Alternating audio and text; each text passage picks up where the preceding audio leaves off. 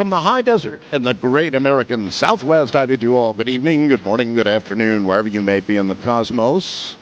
Tonight, this talk program will do something that no other talk program dare do. We will take unscreened, unprepared, on everything, open line talk radio. That means anybody can get through on any subject they want to. Now, how long you remain on the air may depend on how interesting you manage to be fairly quickly, but it's going to be open line, rip 'em, tear 'em, anything goes, no net talk radio. Now, I will open one special line, and that would be the first-time caller line, all right? And what we're going to do there, instead of the usual, although you could certainly, I guess, at the same time be a first-time caller, cutting through all the baloney. And I mean cutting through all the baloney. All I want on that line is anybody who has had physical alien contact. As in, you touched them. Or probably more likely, they touched you. That's all I want on that line. Physical alien contact. Now, that removes a lot of possibilities, like, well, Art, it happened in my dream. No.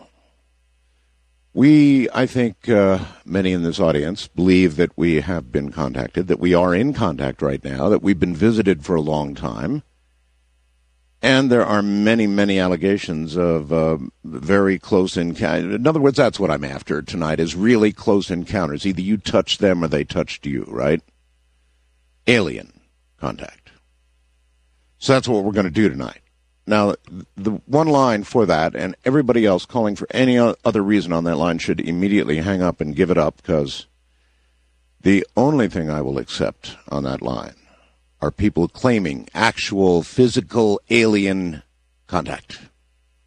That number is area code 775-727-1222.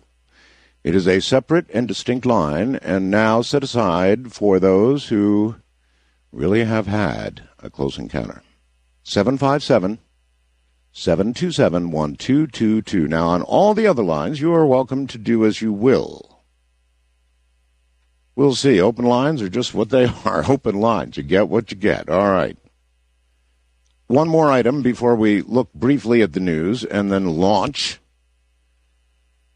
I'm very proud of my sister, Jessie, and you can follow this by, this is an amazing, really is an amazing thing, what you're about to see. My sister, Jessie, ever since she was little, we were all little, she would take every single one of our family pets, and she would sequester them and train them, and train them, and train them. I mean, she just really took the family pet, and you didn't see it for hours, while it was getting trained. Well, she's really good at what she does. In fact, phenomenal, actually. And she won, I don't know how many of you know about Animal Planet, but she won a segment of Animal Planet with her dog. It's an amazing, Maggie is her dog, and this dog, you're going to have to, no tricks that I'm aware of. I've talked to Jess, and what you're going to see is going to astound you for sure. We've got a link to the video from Animal Planet on the front page of the website, coasttocoastam.com. You'll see my sister there with Maggie, and you click on it and you go watch the video, and what you're going to see there is going to astound you, and it's going to make you ask questions. You should be asking real questions about what animals are when you watch this. I mean, what they really are. But you're going to see it isn't a trick. This dog can do math. It can do math. You ask a question, subtraction, addition, maybe even multiplication, right? Division. This animal can do math. And I know what you're going to see it's going to seem not believable, but you will see the judges on Animal Planet say, hey, there's no signing going on here. There's no baloney. This is a real thing. This is amazing. And so she won.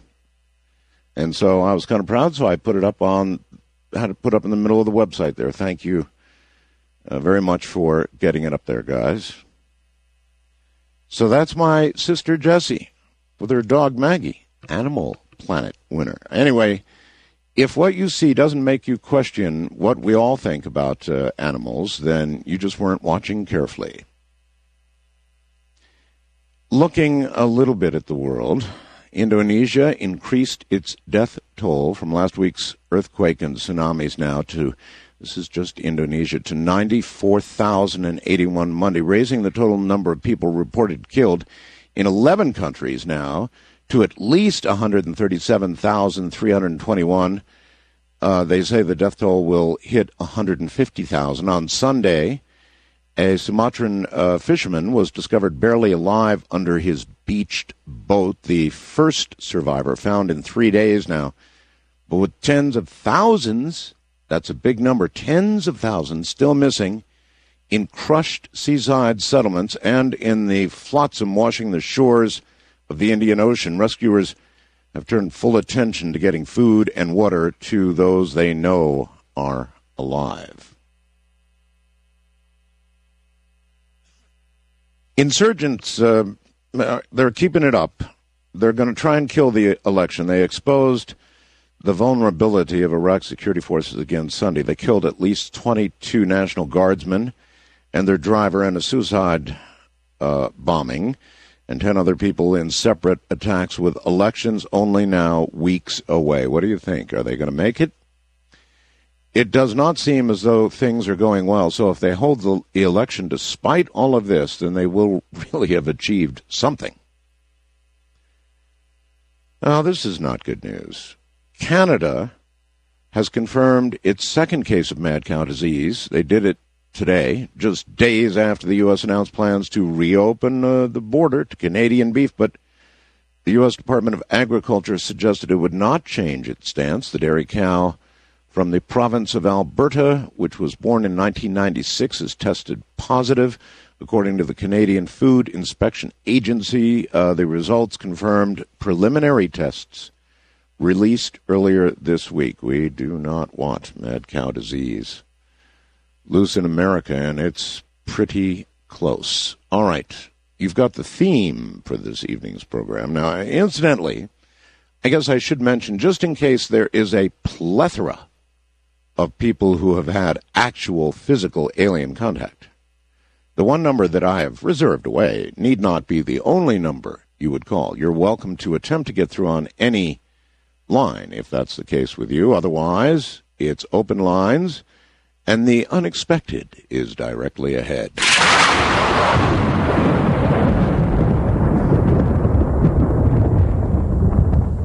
Are you?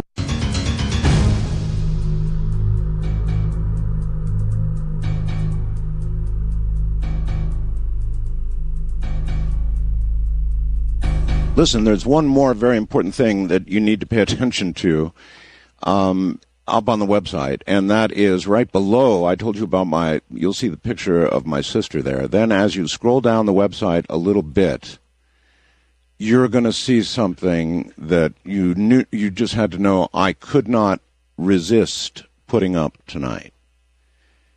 And as you might have expected, Princeton University, with its Global Consciousness Project, and its many, 62 at least, I believe, internationally placed eggs. These eggs are all little computers spitting out random numbers, and they have watched major events in the world now for a long time, and we have watched them.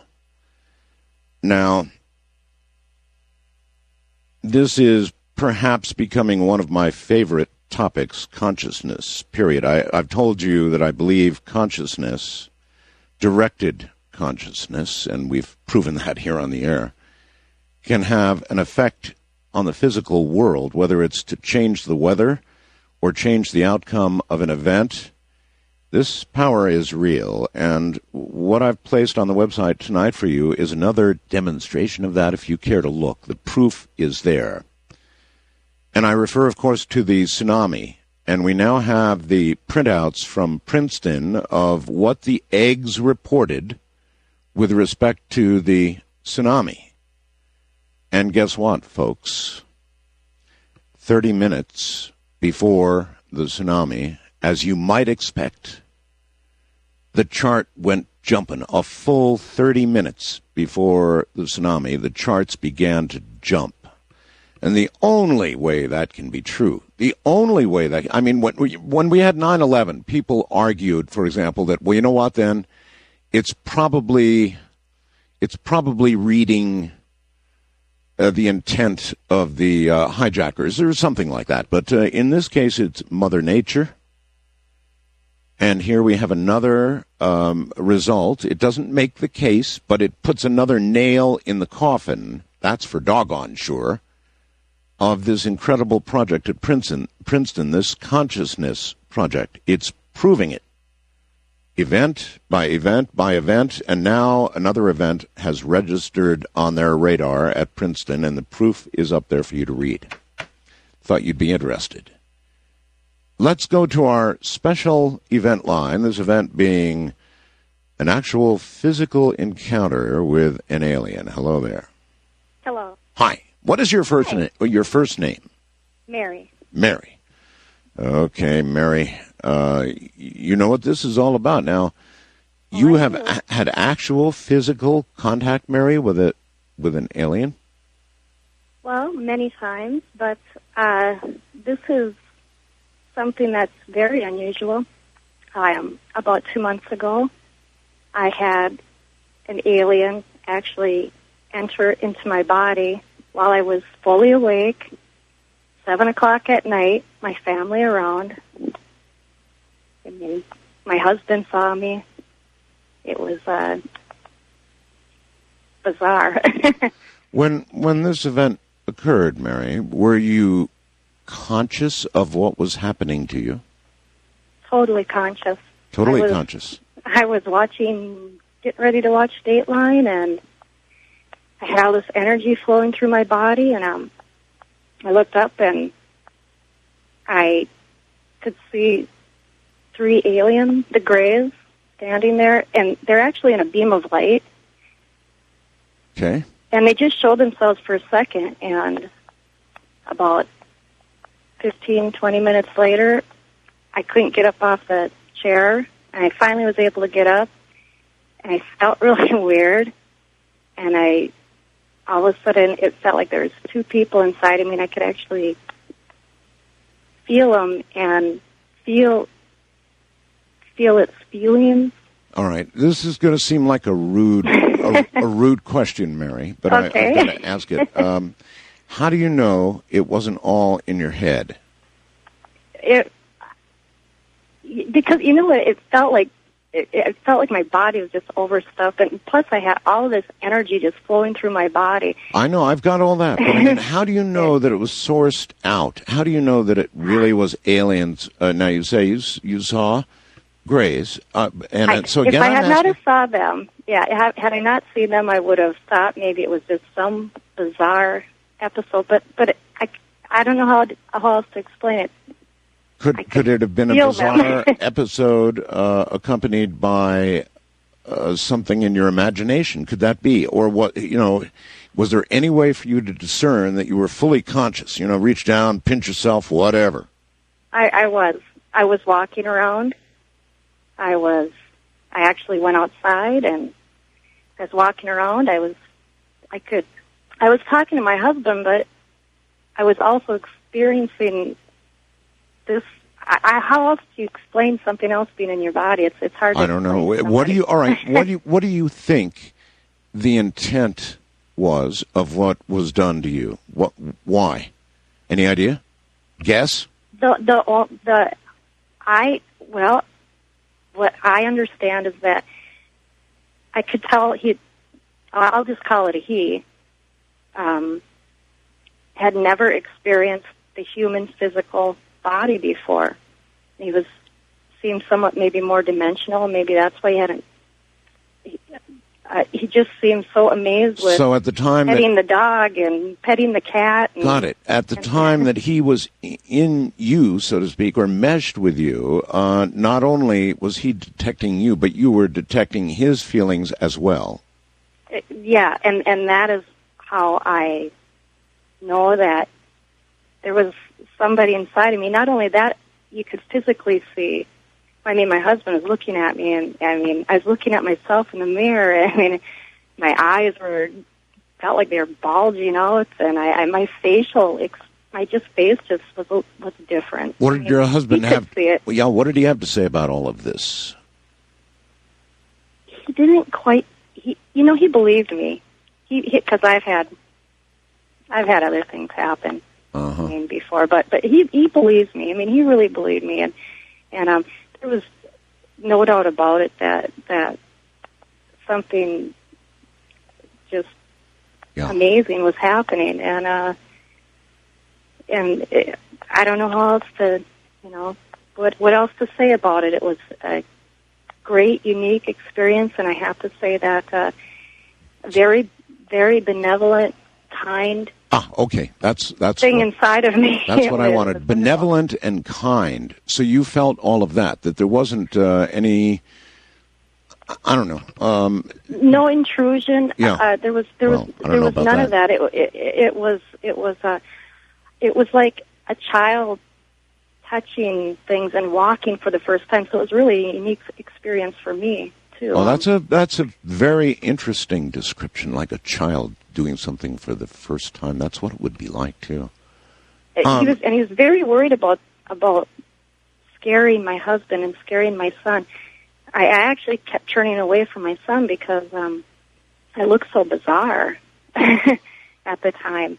All right. As with most who have had this kind of experience, apparently, and you said it's happened to you before. Maybe not exactly this. That's the only time that had happened. I've had other contacts with aliens, and I've woken up on ships and things like that. But this is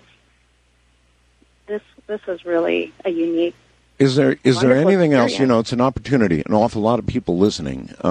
You had real contact. Was there any message or any understanding that you gleaned from these beings in any of your encounters that would be important to pass along to the audience?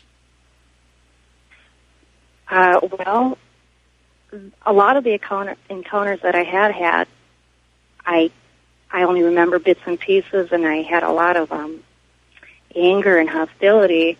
So I'm really kind of shocked that in these last years I've had really great experiences with them, and all I have to say is that they were the Greys, and these ones were really nice. I can't say that for all of them, but. Do you think the early bad experiences that you had were only bad because you were frightened, or do you think they really were bad, in perspective, looking back? You hit it right on the head, Art. I think that's what it was. I was so afraid. Actually, what I did was I was so afraid of them, and I was so angry at being abducted all the time that I just said out loud, come to me during the day, and I won't be afraid. If you just do, you scare me at night. And when I said that, I started having these great daytime experiences. So, I don't know what else. That happened. Maybe it'll help other people. Maybe if they do that. Do you think this is really common, Mary? Do you think a lot of people are having these experiences? Have you met anybody else who is? Not that kind of an experience. Not where they've come right inside your body. I've never heard of that. Well, yeah, but I know, what? I know people have had good experiences. I've never heard of it either, Mary. But the odds are, now that you have told this story, trust me, I'll bet you a whole bunch of light bulbs went on out there, and there's people trying to dial saying, that happened to me too. Anyway, I hope they do. Yeah, and I really appreciate your calling. So there's no overall message that you got, Mary, that people should know about. I mean, are you ready to say, don't worry, they're friendly? Well, I don't know all of them, so I couldn't honestly say that. I'm happy I met some that were nice. I can't speak for all of them, but the ones I've been meeting lately are very nice. So.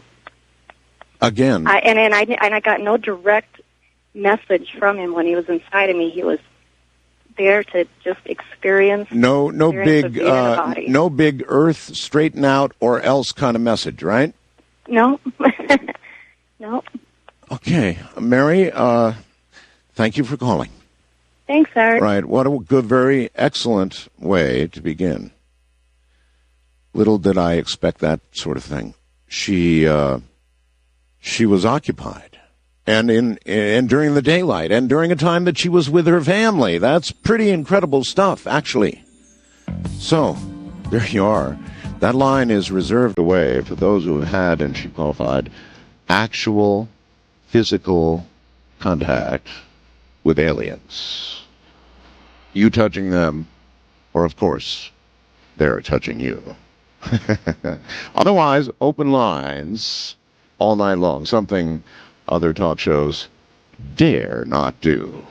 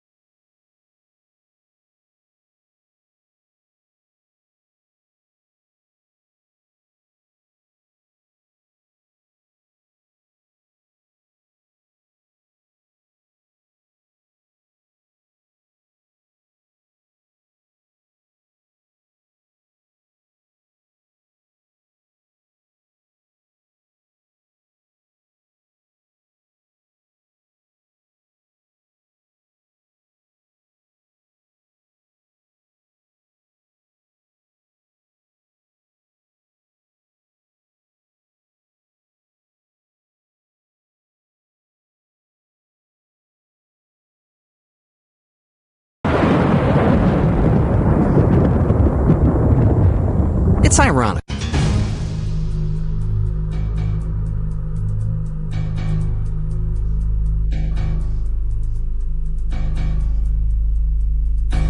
Normally, this would just be a kind of a cutesy little Christmas story, you know, but if you listen carefully to the words and it doesn't just scare the hell out of you and stand the hair on the back of your neck straight up, then you're not listening.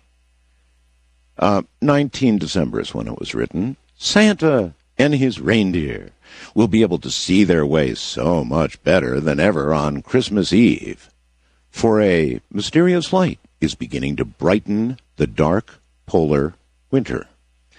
Eskimos and scientists report a strange, quote, lightness at noon, end quote, that is turning the usual all-day darkness of the high Canadian Arctic into twilight, apparently in defiance of natural law.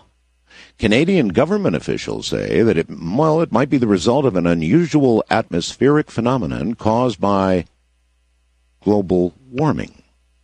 Inuit hunters, those are the Eskimo hunters up there, are telling the government's weather station at Resolute Bay, Canada's second most northerly village, 1,000 miles from the North Pole, of a new light in the sky. And Wayne Davidson, the Canadian government official who runs that station, says he believes it might be caused by climate change. So, how about that? A new light in the sky where there ought be none. That seemed a story worth reporting. On my special little line, reserved away for those who had actual alien physical contact, you would seem to be on the air. Hello. Hi, my name's Rod. Rod. Okay, Rod, from where are you calling? Sparks, Nevada. Oh, right here in Nevada. Yep. Fellow Nevadan. All right. Sure. Well, then I'm sure what you say will be as solid as silver. I believe so. All right. What happened to you, Rod? Well, this particular time, I was 19. I'm a long-time abductee. I was water skiing. I lived up in Oregon, and I was water skiing, had a real bad accident, hit the water, got water into my sinuses, blowing my nose real heavily. All of a sudden, this little silicone thing comes out of my sinuses. Flawless, perfectly cut, about the size of a pencil in diameter, probably about 3/4 of an inch long. And you noticed this along with everything else that, came out? Yes, yeah. It scared me to death because this... Yeah, that wouldn't be... listen, anytime you sneeze up plastic, it's got to be... or whatever in the hell it was. Exactly. This shouldn't have been there, so I was quite startled. So I put it on my dash. I was in my car, and all of a sudden, just a sudden impulse came over me to grab it and throw it. And as soon as it left my hand, I'm thinking, what and why did I do that? So I didn't think anything of it, and then years later, I recall an incident when they came back and reinserted it. Whoa. Yeah. There's quite a story. I mean, the average, first of all, you'll have to excuse me for asking, but it's not usual to examine your sneezins. No. So what made you look at that? Well, I don't really know. I mean, it just, was there. I mean, because I was just surprised at how much stuff was coming out of my sinuses. A little bit of blood and, just a lot of apparently buildup. But well, that's why a lot of people look at sneezings and coughlings, could there be blood there? No, yeah. Instead you've got this godforsaken whatever it is. So you throw this thing and you don't even know why you threw it. No. It was just instant. I mean, I had no control. Because I wanted to save it for... Well, sure. Research, whatever. Yeah, I had no clue. Absolutely. Because I was completely unaware of my situation at this time. I've only known for probably about, I don't know. I mean, it's weird if they made you throw it, because by then you would assume, if that was the center of their influence, that they had just lost it. I have no clue.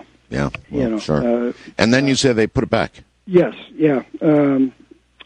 Because my brothers and my father, mother were all abductees also.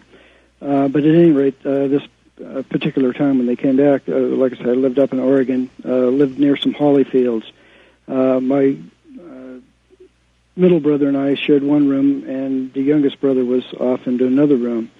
Well, my brother and I were sitting facing the windows, and all of a sudden I see something flash across the window, and that's the last of that evening that I remembered.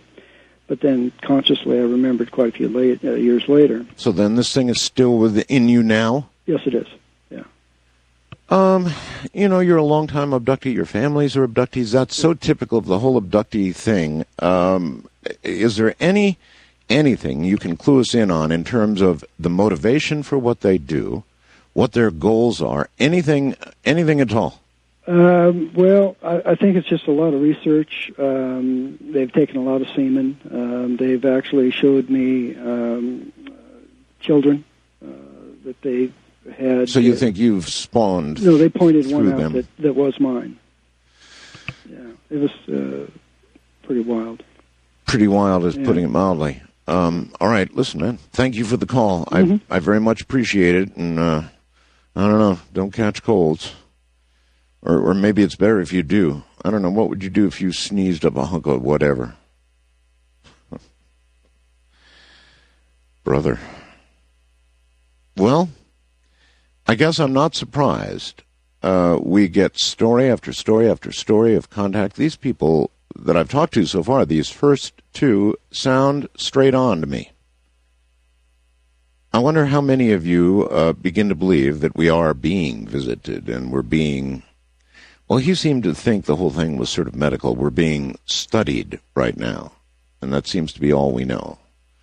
A wildcard line, you're on the air. Hi. Hi. How are you doing, Art? Oh, quite well, thank you. That's good, that's good. What is your first name and where are you? My first name is Sharon. I'm in Winnipeg, Manitoba, Canada. All right. Yeah, home of the BSE, right? Mm-hmm. Anyway. Yeah, the second one. How's Canada taking that news? Not good. Not well, huh? Not good, no. And Manitoba is a beef province as well. And the poor guys are just going down the tubes. Okay. What are they? I'm curious, ma'am. Do you know, in Canada, what are the feeding rules up there? They're not allowed to feed parts. They're really strict. Pardon me? No, that's the surprising thing is they are really strict up here. They are. Uh-huh. And like some of our farmers are sort of like, well, what gives? Because our rules are as stricter than the states. Yeah. And it's just one of those things, I guess. Well, anyway, maybe they better look more carefully at one of these things. I mean, this is now the second time, and maybe this BSE is spreading in some other way. That would be nice to investigate. I wish they would. Yeah. Well, if they're not looking at that, then they're not doing their jobs. And especially this second cow is a pet cow that's been around for 10 years. Oh, brother. Yeah, it's not even a food cow or like it's a dairy cow, but it's been used for dairy for years. Oh, now that's really, really weird. Mm-hmm. Yep. So it's sort of out of the mainstream system. Okay. Well, you called for something else, no doubt. Yes, I did. And I'll admit, First off, I'm an idiot. I don't know the Sprint number, so I just phoned because I'd like to get some sleep. The other night, you had a show on about predictions. That's right. And I have been being harassed because I didn't phone you to let you know you're going to have a chance to get an orange kitty, a little 4-footer. And I'm supposed to let you know that you have to take that kitty because he's going to be really important. He's doing something for you. Oh.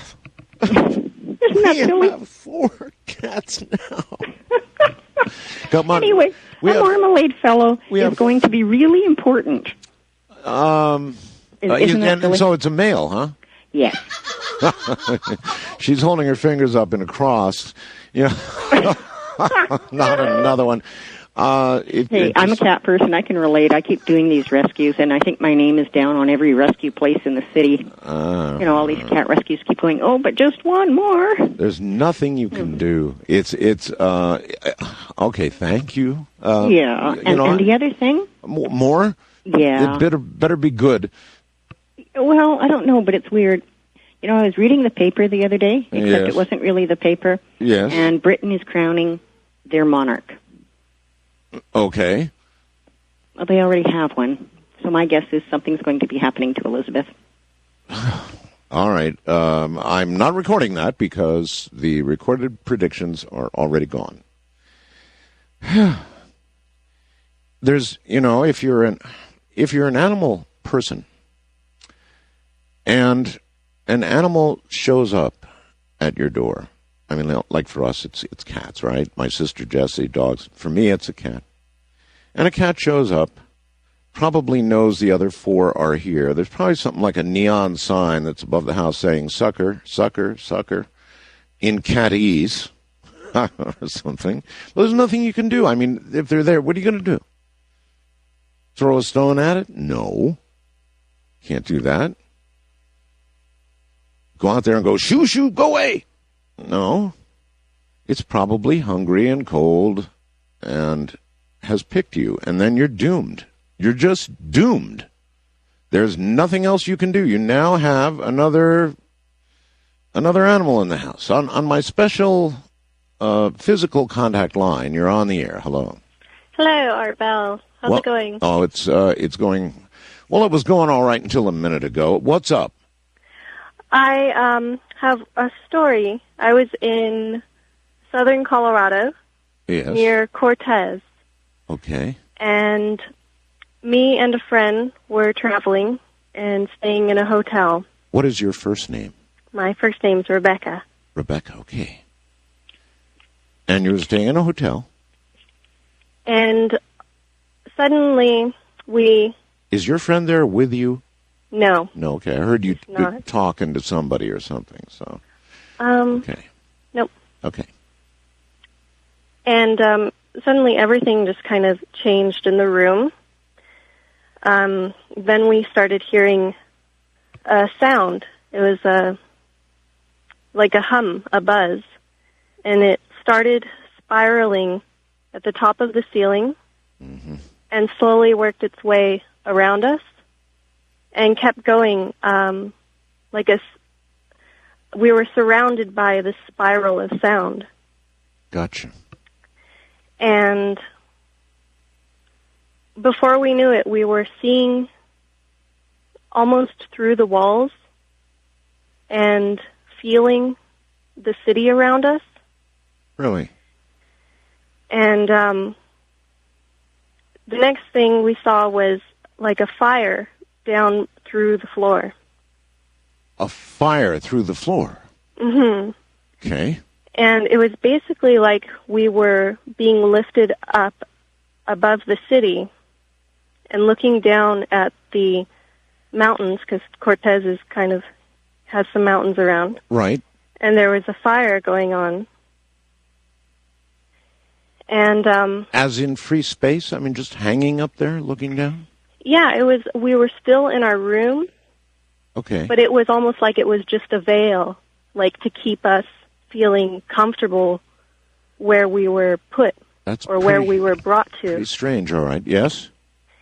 And anyway, to make the story come basically to its end, we heard the sound kind of slow down, and it spiraled back up toward the ceiling and went away.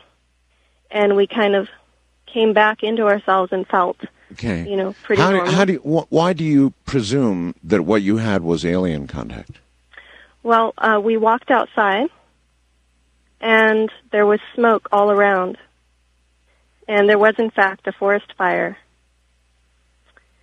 And we also saw, at that age, this was like maybe almost 10 years ago. It was 1996. Right.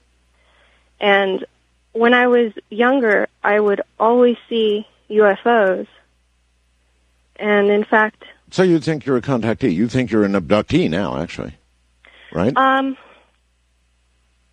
I guess I wouldn't necessarily use that word just because I don't have the greatest connotation with it. What word would you use? I feel like they almost took us for a ride, and then they just brought us back, and they let us feel something that they live with every day. Do you have any idea why they did it?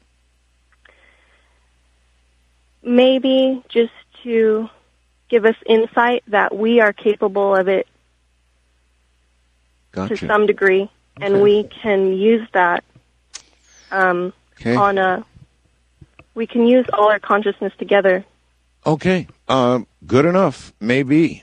So far, these really have been quite, literate people explaining something that, otherwise you'd be called a nut, but they don't sound like nuts, not at all. So why do you suppose they're here? I mean, trust me when I tell you there's no short. This phone is just ringing off the hook. So there's all kinds of alien contact out there, or all kinds of some kind of contact going on out there. And so far, most of it good, incidentally. In other words, everybody feeling they're benign so far, for the most part. First-time caller line, or actually, special line, you're on the air. Hello, this is Victor from Anaheim, California. Hi, Victor. Okay, here's what happened to me. I'm an abductee. This was the second time I saw the aliens. It was, in 1994, April 2nd.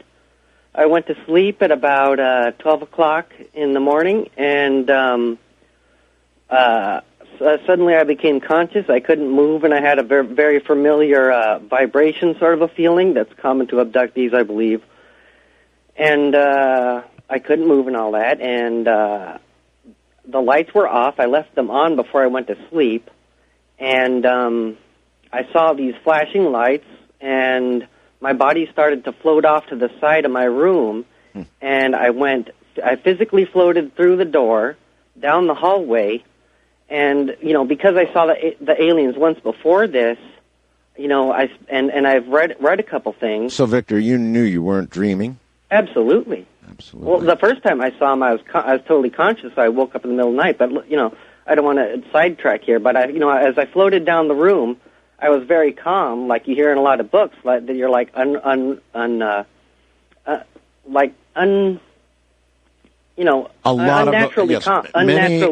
Many abductees have reported that it's almost like they've had a tranquilizer or something. Yeah, exactly.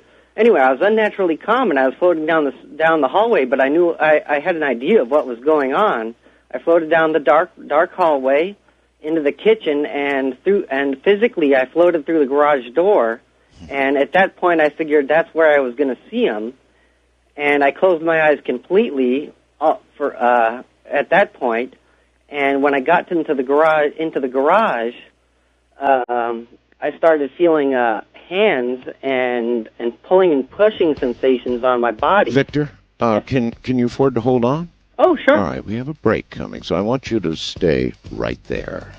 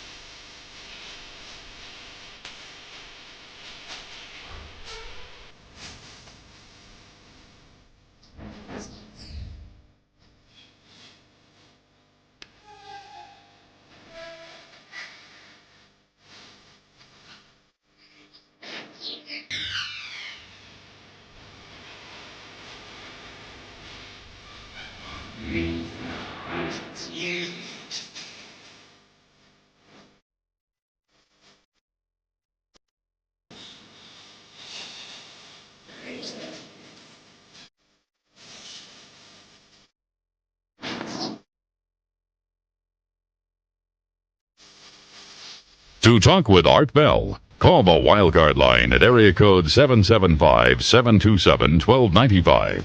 The first-time caller line is area code 775-727-1222.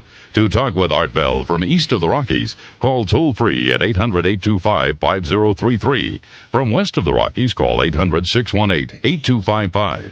International callers may reach Art by calling your in-country Sprint access number, pressing option 5, and dialing toll-free 800-893-0903. From coast to coast and worldwide on the Internet, This is Coast to Coast AM with Art Bell. Indeed so. It's kind of interesting. In the first part of the show, I think you're seeing why people like the late Dr. Mack took abductees seriously. These are pretty straight-on, real-sounding, calm, but, as you listen to these people, I mean, they sound like they really had this experience. They had contact with aliens. So many of them are claiming it, and so many of them don't sound nutty that it led people like Dr. Mack into wondering what it was all about. And they're pretty smart people, not just the late Dr. Mack, but many others. They're not dummies, and they believe it's really going on, that we really are being visited.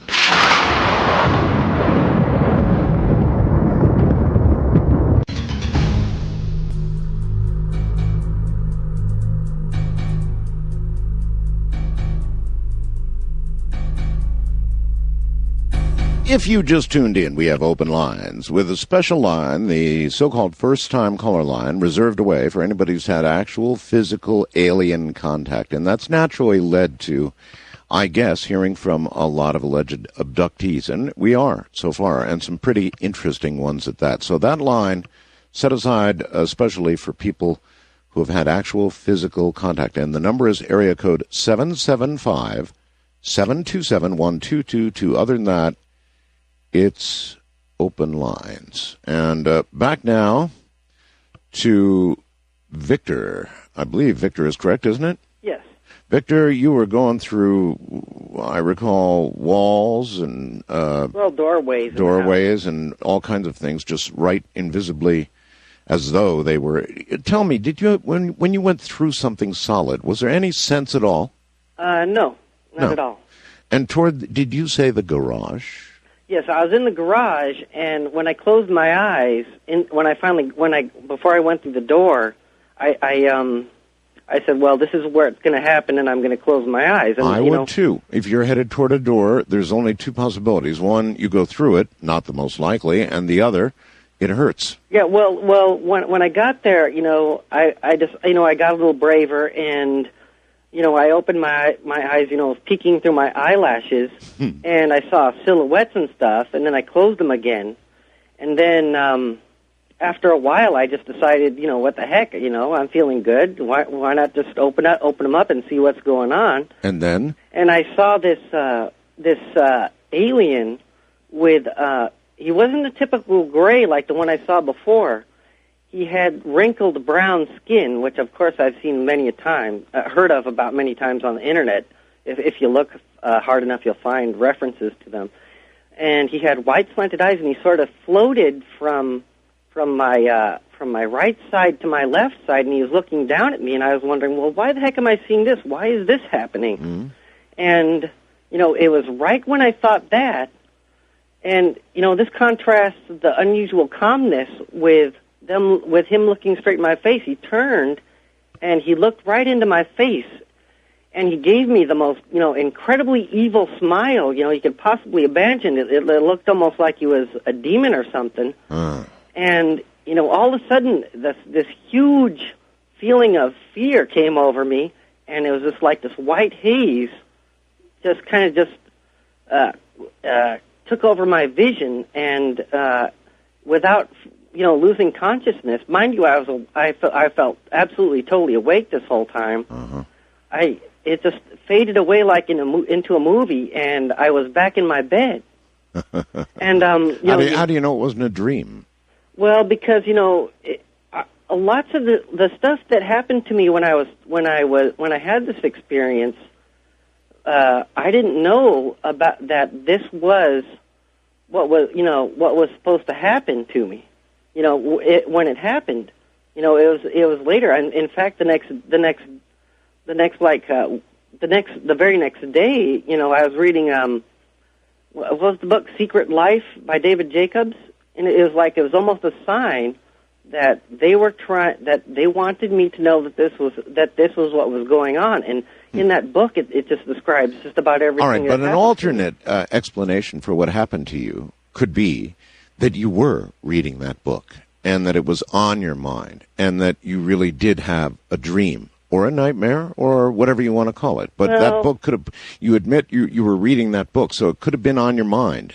And so I ask again, how do you know it wasn't a dream?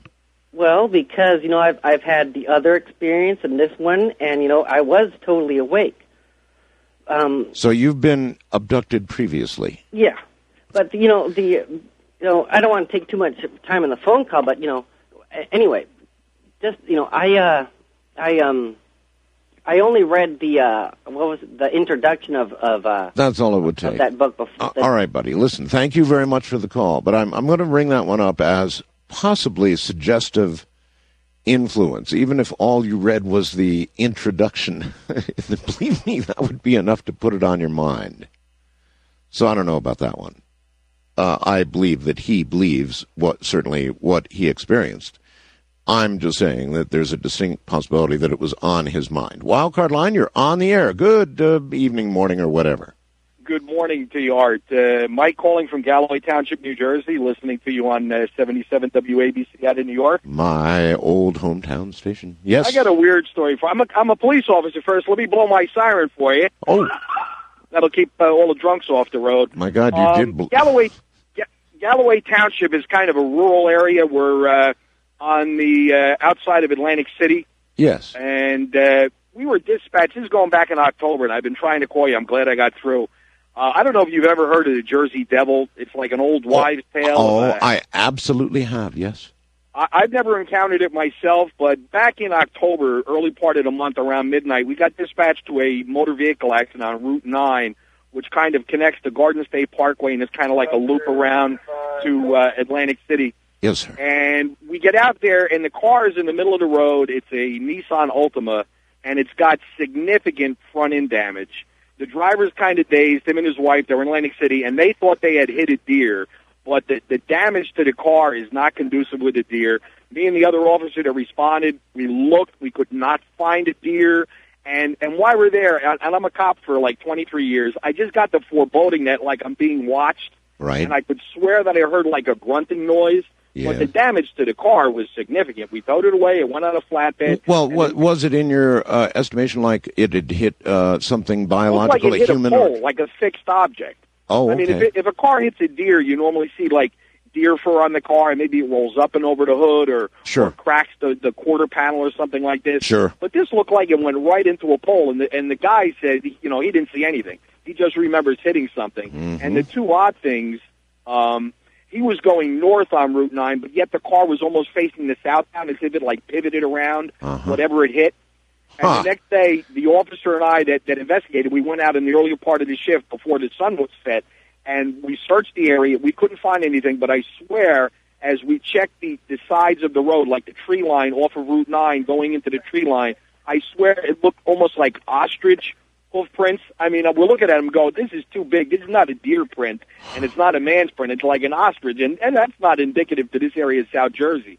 So, we started talking back at the station that this might have been the Jersey Devil. We never saw anything. But wait a minute. You actually told the station you thought it might be the Jersey Devil. Now, they must have gotten a kick out of that. When we were spitballing back in headquarters, later, we're like, what did this guy hit? He didn't hit a deer. No, obviously. Now, let me slow you down a little bit, and so that I understand. The way I'm listening to what you're saying, it going down a highway, there couldn't be a tree. So whatever it was that was hit had to be so stationary that it would just so cause large, it was just there in the road. Yeah, he was right in the road. It's a clear stretch. Speed limit's 50 miles an hour. It's one lane in each direction. It's a 2-lane road. It's not lit because it's kind of rural. It's like a cut around the parkway. And whatever he hit significant enough to pivot the car around. How fast do you figure the car was going? We didn't quiz him. We didn't have, there were slight skid marks. I would probably say he was doing 50, 45, 50. We didn't do a workup. There was no fatality. Whatever was hit should have been real dead. Oh, yeah. If it was a deer, that's why we went back the next day. If he hit something, it would have been thrown to the side of the road. There would have been enough trees to stop it from going too far into the wood line, but we didn't see anything except those like ostrich-sized footprints, and we didn't follow it into the pine barrens, but I'm just like, it was too strange. So you reported it as possibly the Jersey Devil. Have you heard the end of this yet? Well, this was back in October. There was no follow-up. I never heard from insurance companies or whatever, but... I see. No, I meant your fellow officers. I mean, that would have gotten there. Certainly would have... Well, I tell you, when we drive down that stretch road, everybody always says, we're going a little slower, shining the spotlights, because it's just... And you're out in the middle of nowhere. But I said that night, as we're hooking up the car, taking it away, I'm getting a sense, that something's watching me. You just get that sixth sense as a cop that you're not alone out here. And I'm just like, this was too strange, because I couldn't figure out what he hit. Well, if there was a deer, it would have been there. Yeah, no, I've got it. All right, officer, thank you very much. There's a book about odd happenings in Jersey. And I'm trying to think of Weird New Jersey or something like that. We keep it down at the radio station. And I just sit and glance through it every now and then. There are, believe it or not, a lot of weird things that go on in New Jersey. So the Jersey Devil or something, what do you suppose was, whatever it was, those must have been some legs. That's all I can say. East of the Rockies, you're on the air. Hello. Hi, Art. It's Nancy from Central Massachusetts. Hello, Nancy. Yeah, I was calling about these weather cycles we keep rolling in here. Boy, there's some buttes, aren't they? Oh, they sure are. Like tonight, they said we were going to have freezing rain, and the temperature is now 42 degrees. The barometer is still dropping. And, it seems kind of strange that we have these asteroids that go by in these sun flares, and that now the temperature is so warm, and yet now they're talking about snow again in the middle of the week. Well, Hannah, our weather patterns are changing. That's all there is to it. And the sooner we recognize that and begin to take steps to mitigate what otherwise might occur, the better. They definitely are changing. You see, we spend all our time arguing about whether or not man's hand is involved. What's the diff? If it's really changing, then pay attention to that. West of the Rockies, you're on the air. Hi. How are you doing this evening, Art? Quite well, sir. Blessing to you and Happy New Year to you and your wife, Ramona. Thank you. Same to you. Mine is also about alien contact. Oh. But it's more extensive than your previous callers because I've had these contacts since I was 5 years old. I'm now 59. Raised and born in Los Angeles. I have a top-secret clearance with the U.S. government through the Army in the field of cryptography, which I acquired in 68 through 70. And I spent my tour of duty in South Korea with the 7th Division in Camp Casey, and that's where I was informed by a lieutenant colonel that the U.S. government has knowledge of these contacts because I was told that I had a red file on myself. All right, let's slow down. Okay. Who informed you that the U.S. government had official contact? There was a lieutenant colonel that was active in the 7th Division during the period of 69-70 when I was on tour there. Under what circumstances would he tell you something like that? I mean, well, there was a situation that was going on at that time in South Korea that many of the Americans that were at Camp David was aware of. There was high racial tension at that particular time because of what was happening in the United States. Right. And I was involved with a particular group of people that was involved in various investigations. Okay. Long story short was that this gentleman who had contacted me very secretly had informed me that there were individuals on the base at the time that felt that my knowledge of certain things was injurious to them and that I was in danger. He informed me that the U.S. government was not going to allow anything to happen to me because I had a red file on me. That's the first time that I ever had access to that kind of information. What he did to confirm and verify that he was valid, there were things that he told me in a 2-hour secret meeting that occurred within the livelihoods and the life of my family members that only could have been known by just family members. It's almost as if there was a taping device in the house or on the phone in regard. They knew things. Oh, Yeah, very, very, very. Okay, we don't have a lot of time, so you got to get to the bottom line. Now, what transpired after that is that he informed me that they knew that I had had contacts for a very long time in my life. Now, I'm going to go beyond that. I'm just giving you information to verify that you're talking to someone who's actually had it.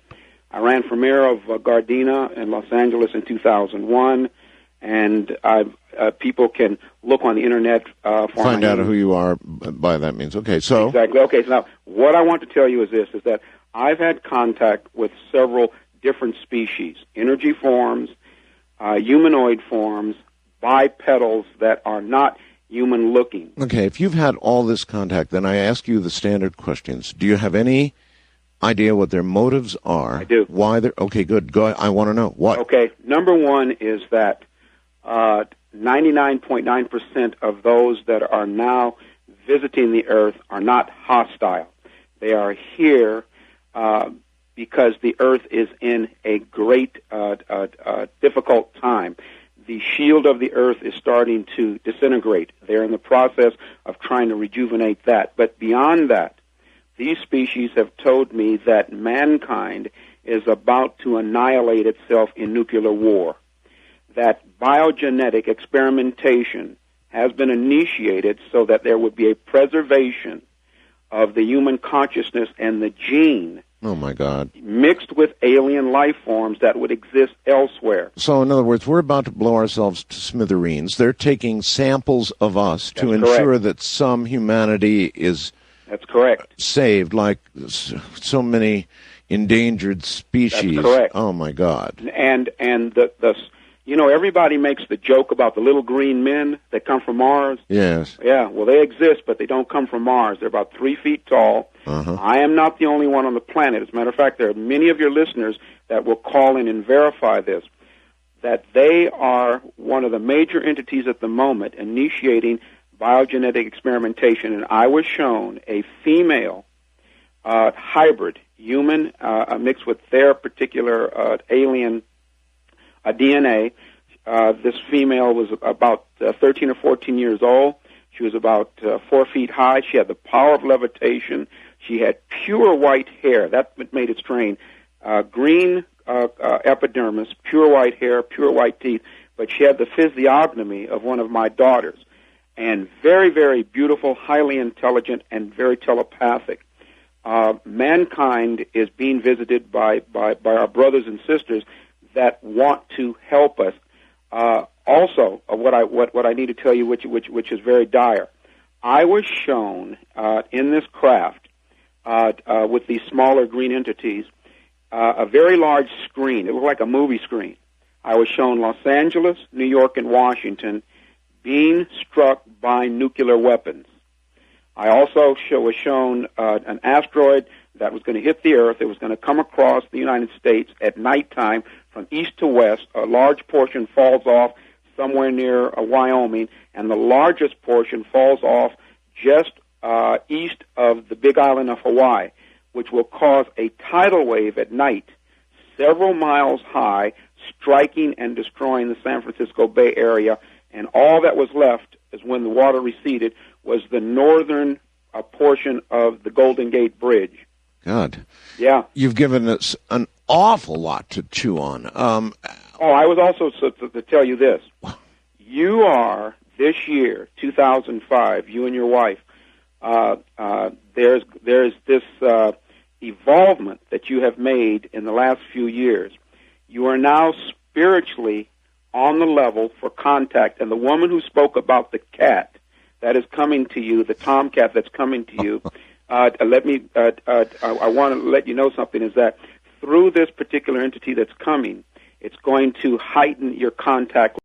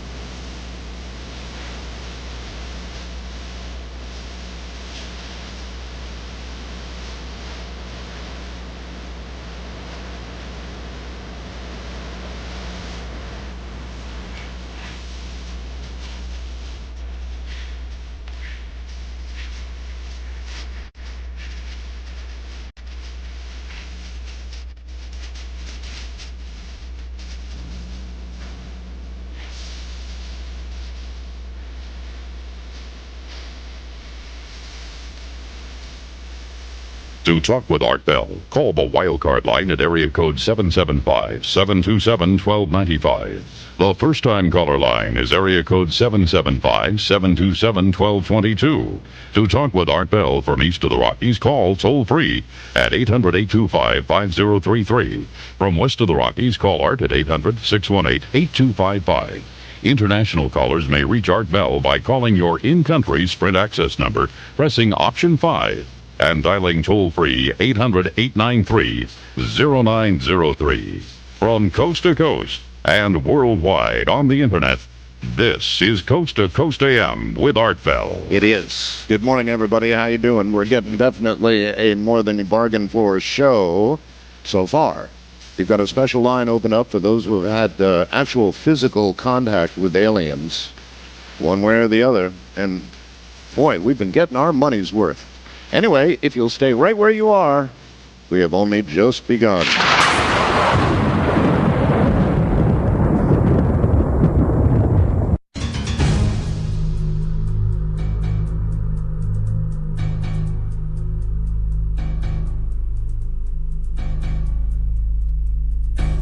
So if I've got this straight, biological experiments to save just a little bit of mankind because of the dire things that are about to happen. And then I suppose the planet to be populated by, I don't know, some what, sir, would you say? Some sort of half and halves?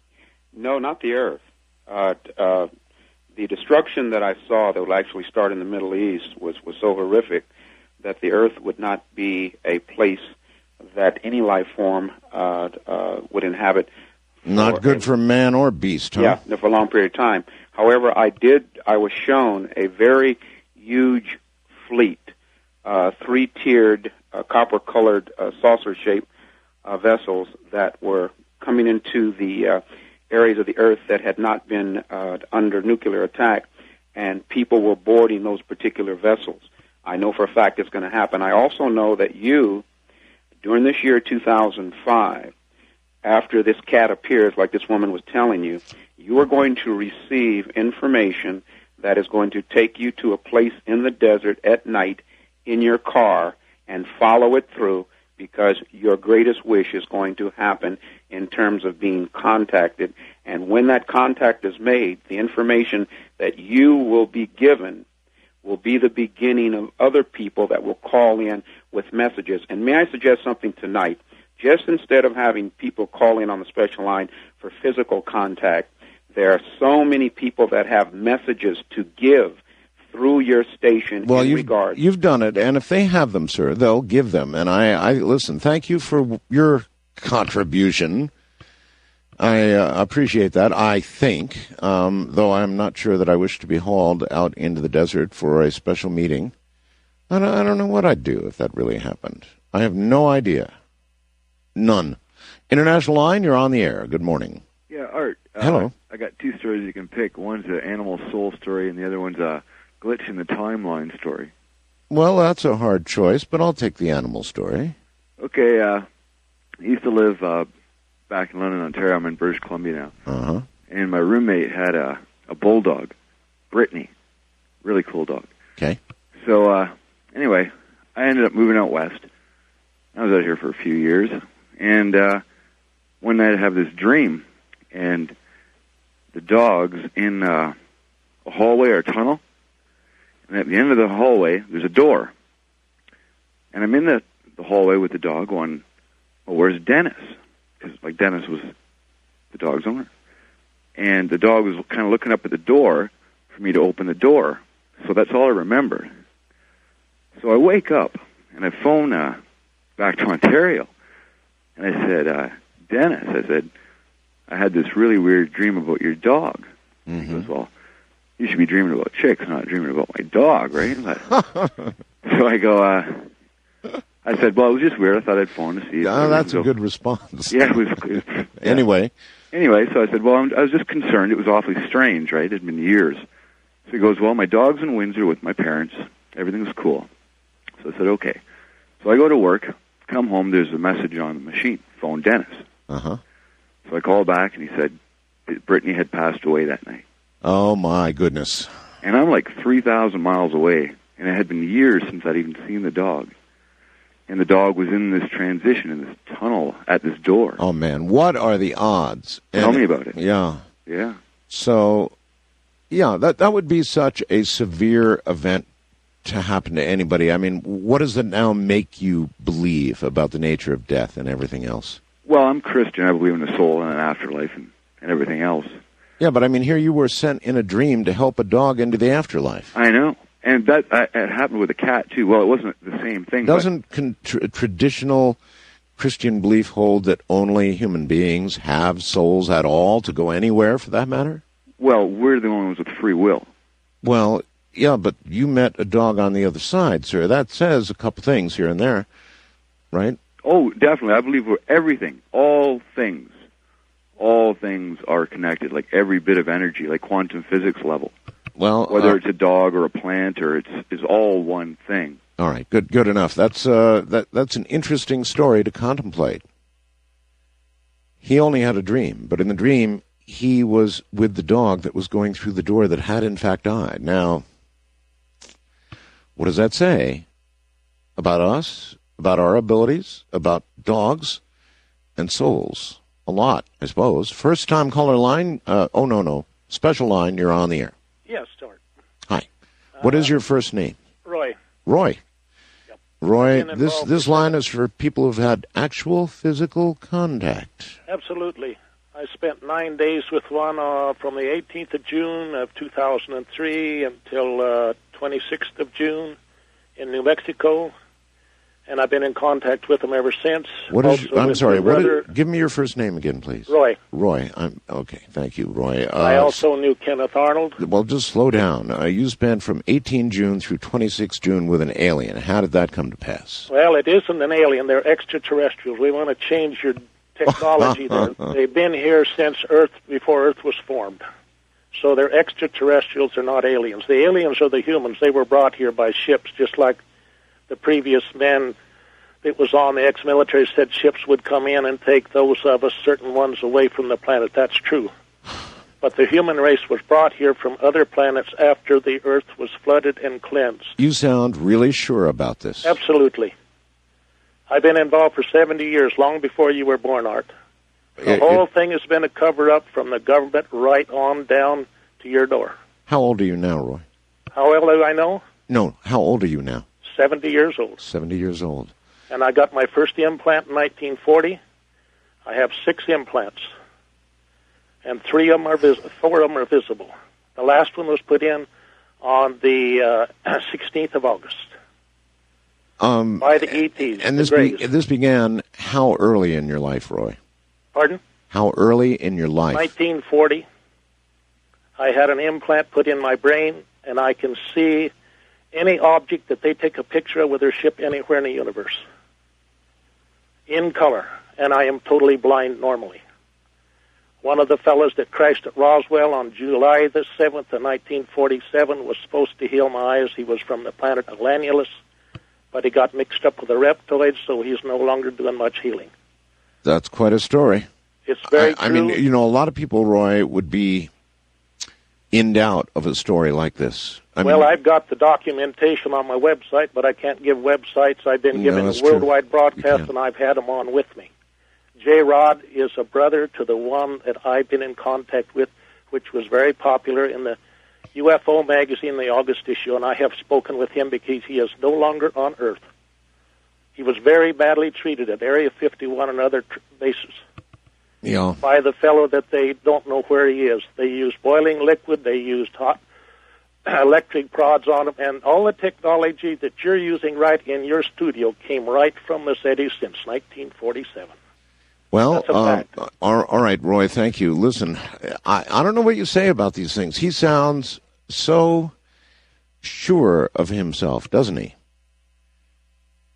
It is reasonable to look at our technological advance as a civilization and look at about that year and then look at the giant leaps we began to take. I don't know what to think of Roy's story. As a 70-year-old man. I mean, it runs the gamut from the very youngest to the middle age to the older people. They all tell very similar, very sure stories. These people don't sound in doubt. It comes rolling off their tongue so easily. Sure, I guess you can sit back and say, well, you know, the world is full of a lot of crazy people. Or not. Wildcard line, you're on the air. Hello. Hello. Hi. Hi. It's a pleasure to talk to you. And to you, what is your first name? Lynn. Lynn? Mm-hmm. Okay, Lynn, where are you? Northern California. Northern California. Santa Rosa. Okay. What's up, hon? Well, I wanted to call and let you know about an experience that happened about 25 years ago. I was coming home from work, and it was before the time. You're going to have to yell at me a little bit. You're not too strong. Okay. It was before the time change, so it was daylight. Right. I had just gotten off work and going home. And I came around the corner at up in the Mother Lode in Sonora on Turnback Creek, and there was 2 cars behind me. Mm-hmm. As I came around the corner, up over the waterfall, there was a craft hovering over the waterfall. And I slammed on my brakes and looked in the rearview mirror so they wouldn't hit me. And I could see the guy's mouth open. So far I could see down his throat. And the craft was hanging out in front of us over the waterfall. Oh, my God. And I thought, oh, my gosh, I'm seeing a UFO. And the other part of me said, no, you're not. Real close up? Real close up. It was maybe 100 yards away. And I thought, well, I wonder how they could see out of that ship. And the next thing I knew, I was inside. The ship? The ship. And I could see down below the waterfall and my car and the 2 cars that were stopped behind me. Saying you could see right through the body of the ship? I could see through the material. It was like translucent. Yeah, all these stories sound so similar. You heard other callers, didn't you, previous to your call? I heard one, the first lady.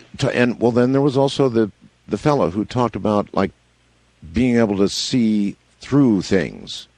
Oh. So I guess it's fairly common. Yeah, well, I could see out. Remember the forest fire?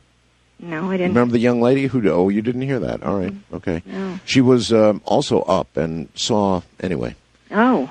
So I saw the beings, and they were in the ship, and I could see the panel, the controls, and everything down below happening. And then I was feeling very at ease and very much peaceful and content. Kind of like you'd had a Valium or something. Yeah, major. And they were beautiful. I don't know what to say. I call for this kind of thing, and I get so much more than I bargain for. I mean, you sound like a pretty normal person to me otherwise. I would hope so. It was an experience, though, that changed my life. I would imagine it would change your life, yes, forever and ever and ever. Forever and ever. All right, what different beliefs or knowledge do you have as a result of the experience you had? You were in an alien craft. I mean, that's pretty unusual stuff. Yeah, I thought it was. And I have to tell you, I got afraid all of a sudden. And when I did, I said, I don't want to leave my children. They're home. The Valium wore off. Yeah, well, I just all of a sudden remembered I had kids at home. Yes. And instantly I was back in my car. Oh, really? And then I watched the ship, and it just disappeared right in front of our eyes. Do you remember any message, any communication? Was there any effort at communication? It was all telepathic. It was like, don't be afraid. Just everything is fine. We're peaceful. And I was very much at ease, and I've never felt the peace like that ever in my life, except when I gave birth to my children. I wonder what would have happened had you not expressed a mental desire to return. I probably would have gone with them. You think so? Oh, I think so. I think if you have the choice, yes. So when you hear other people telling stories like the one you're telling right now, stories that are so fantastic, I guess some of it resonates with you because of what you did, right? Oh, absolutely. I believe that we have all kinds of entities that come into our Earth atmosphere around. Did you hear the man who was talking about nuclear war a little while ago and about some of humanity being saved and some of the things that were coming? No.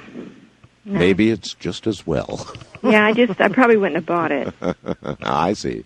Yeah. All right, so you think they're here, but all is well. Well, I don't necessarily think all is well. I just think they are here, and whether it's good, bad, or indifferent, I only had a very good experience. And then that's all you can tell. I really appreciate your call. Okay. Right, thank you very, very much. And, these people really sound, sincere, right? Every walk of life. You've heard from the young, the old, the middle-aged, and it just comes rattling right off. Not like it's being made up, not like anything except that it happened. So many of them. How can that be? Well, what it does do, though, is it makes me understand why the late John Mack and others have taken this all so seriously, and they really are taking it seriously. And how could they not? They must get stories like this and better. I mean, I'm just picking up calls at random here, right? East of the Rockies, you're on the air. Hello. Hi, Art. This is Barry from Huntsville, Alabama. Hello, Barry. How you doing? Fine. Thanks for taking my call. You bet. I was just curious, why do you or your listeners think the aliens would want to preserve the human DNA or the human race? Pretty good question, isn't it? Yes, sir, I think so. If we were in the process of about to destroy ourselves and the planet we're on, why would we be worth preserving? Well, I guess one answer, Barry, might be for the same reason that, I don't know, we preserve what we can of animals that are now disappearing on the earth, mammals that are do become extinct. We're about to try and bring one back, by the way, that went extinct. I don't know, maybe for that reason, just because we're a cool specimen. I don't know. I have no idea. That's just like one answer. I mean, we're a specimen of intelligence, sort of, right? Hope. I don't know. That's my best answer. Okay, could I make one more comment about the lady that was talking about the weather in Jersey? You may. There's a website on that shows a hot spot up there in the ocean. Oh? Just south of there is a cold spot. And apparently that, I don't know if it's a natural thing or if it's a recent occurrence, but I've never noticed it before. I appreciate your call. The person who watches things like that is Stan Deyo. I recall during the years he was in Australia, he did a great deal of monitoring of ocean temperatures and made a lot of calls based on that. And the ocean has a gigantic, overwhelming influence on our weather, no question. West of the Rockies, you're on the air. Hi. Hello, Art. How you doing? I'm doing okay, sir. This is Bill calling from Tucson, Arizona. Yes, Bill. I wanted to ask you a question that I don't think I've ever heard anyone ask you. Have you ever heard of the doctrine of reversibility? No. No, but I'm listening. What does it mean? Well, there's a new movie coming out with Michael Keaton. It's called White Noise. Oh, I have seen the trailer, too. I'm very familiar with it, yes. Back in the early 80s, when the phenomenon was going around that started from the old Beatles album of playing albums backwards. Yes. Where you could get subliminal messages. Right. I started doing a lot of research into the ancient doctrine of reversibility that is taught in the occult. Not for purposes of wanting to take part of it, but trying to find out what the heck was going on. When you say reversibility, do you mean like as in the Beatles albums reversing? No, I'm talking about the ability to talk backwards, to write backwards, and to even project images in front of people subliminally without them noticing it. And I was just wondered if you were curious with it, because I have discovered some unbelievable, phenomenal things. Do you possess the ability to talk backwards? No, I don't possess the ability, but I did teach myself how to stand in front of a mirror and reverse my syllables. And I found out that a lot of these messages, I researched probably over 50 different albums, country, western, gospel, and rock and roll. And I found a phenomenon in all of them where it's not the words written backwards, it's the actual lyrical sound of the syllables when it's presented backwards. I stumbled on it accidentally by... All right, listen, interesting enough. I'm on a break. Can you afford to hold? Sure, you bet. All right, actually it's our nickel, so yes, hold on. White noise, it's coming.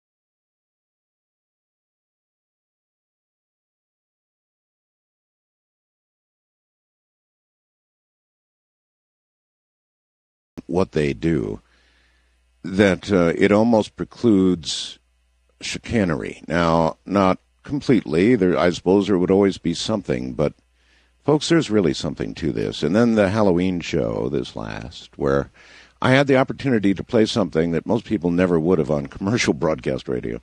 About an hour and 20 minutes of the work of a man named George Meeks, who actually built some fairly complex sound equipment that allowed the two-way communication with somebody who had passed on. It was remarkable. It stood the hair on the back of my neck straight up. And so here comes White Noise, the movie. Hollywood seems to follow fairly closely in many of the footsteps that we put in the dirt here, and I'm looking forward to that movie and what the rest of this caller has to say in a moment.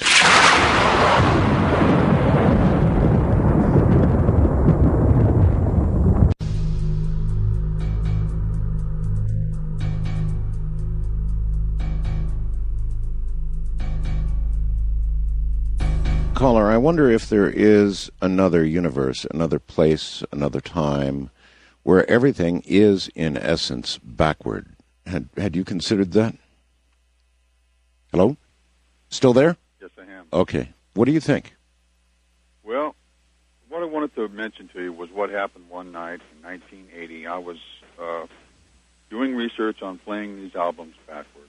Yes. And I was picking up typical statements. They weren't statements like dogs bark, the green grass, trees have leaves.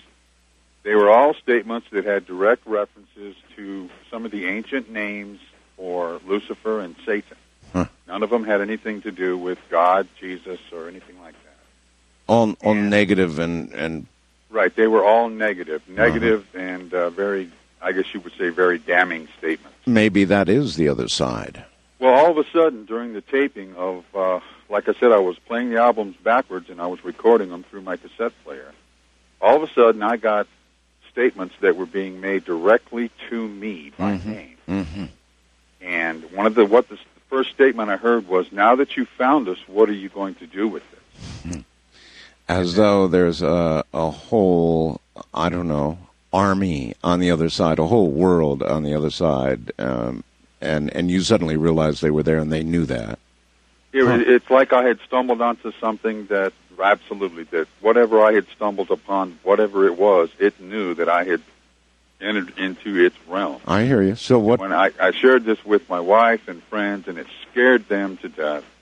And I laid it aside. I kept it in my mind all these years. And recently I've begun to research it again and discovered that there's absolutely, definitely something very, very sinister going on in the frequency and through the words we speak, through the, when you mentioned the EVPs. Well, I mentioned the research of George Meeks, and in a way he was doing the same thing you're doing. It's just a matter of medium. All of it is sound, and it comes to us through these frequencies in these ways. Yeah, there's something to it. Well, I think it would be a fantastic topic for a program. If you could I can't find anybody who understands what I'm talking about. I understand. And they hear me and they laugh at me and they say, "You're crazy." No. Mind. No. You found somebody who believes you. I do, sir. I'm fascinated with the whole field. I am looking for somebody. I tried to pursue people who might have followed up on George Meeks' work. There's a number of people who are building electronics to duplicate what Meeks did and try and continue the experiment. Oh, no, I believe you, sir. I appreciate that. I appreciate the call. Thank you. Now, there's something to this. All the way back to Alexander Graham, he thought that communication with people on the other side was possible with these devices. He thought that. Many other great men thought it. Many people have experimented with all of this through the years, and there is something to it. I hope that it's not something like that man just described, that it's not as dark as he implied that it is. But we have to allow for the fact that it could be. I'm a great believer in the work of Dr. Jacobs. I really am not so sure that even though I've been assured by abductees, many of them, that all is well, that they felt nothing but relaxation and beneficial this and beneficial that. I understand it seems to be a consistent story with abductees, but it does not convince me that the phenomena is benign. International Line, you're on the air. Good morning. How are you? Rather well, sir. Welcome to the program. What's your first name and where are you? My name's Monty, and I'm calling from Europe. From Europe? Oh, that's right. You're on the international line. Can you tell us where in Europe? I'm not at liberty to discuss that right now. All right. I can't do that. Okay. What I wanted to reveal to you is the reason why that Yushchenko was somebody attempted to kill him. The poison. Yes. They found out he was immortal. They found out Yushchenko was immortal?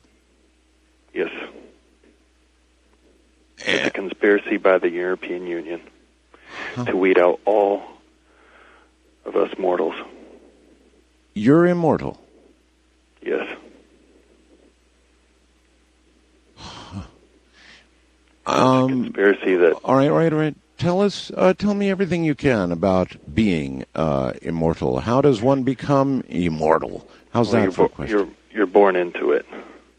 You're born into it, like being born into a royal family, huh? Yes. And then what? You grow to a certain age and stop apparent continued growth, and in fact stop, or what? Yes. It's pretty hard to explain. I would have to take up most of your show in order for you to understand, and everybody would understand. But basically, we're all given gifts from the beginning of birth. If you're immortal, how long have you been alive? I've been alive for 505 years. 505 years. You've seen a lot happen. All of those 505 years in Europe? I've been all around the world. I've seen a lot of changes. I've seen languages evolve. I've seen the people, the styles of everything, and the politics, and the countries come to power and fall. I imagine you have seen a lot. What does an immortal do in a world of mortals? In other words, in life, I suppose even an immortal life, one seeks a partner in that life. But you would find what? Other immortals? Or do you find earthly women, and they must come and go in your long-lived days? No, it's a lonely life. A lonely life. Yeah, you don't sound all that fired up and happy about it. No, it's a lonely life. But this is my New Year's prediction for 2005. Immortals will be revealed on this planet within the next 6 months. Well, are you the spearhead of that movement?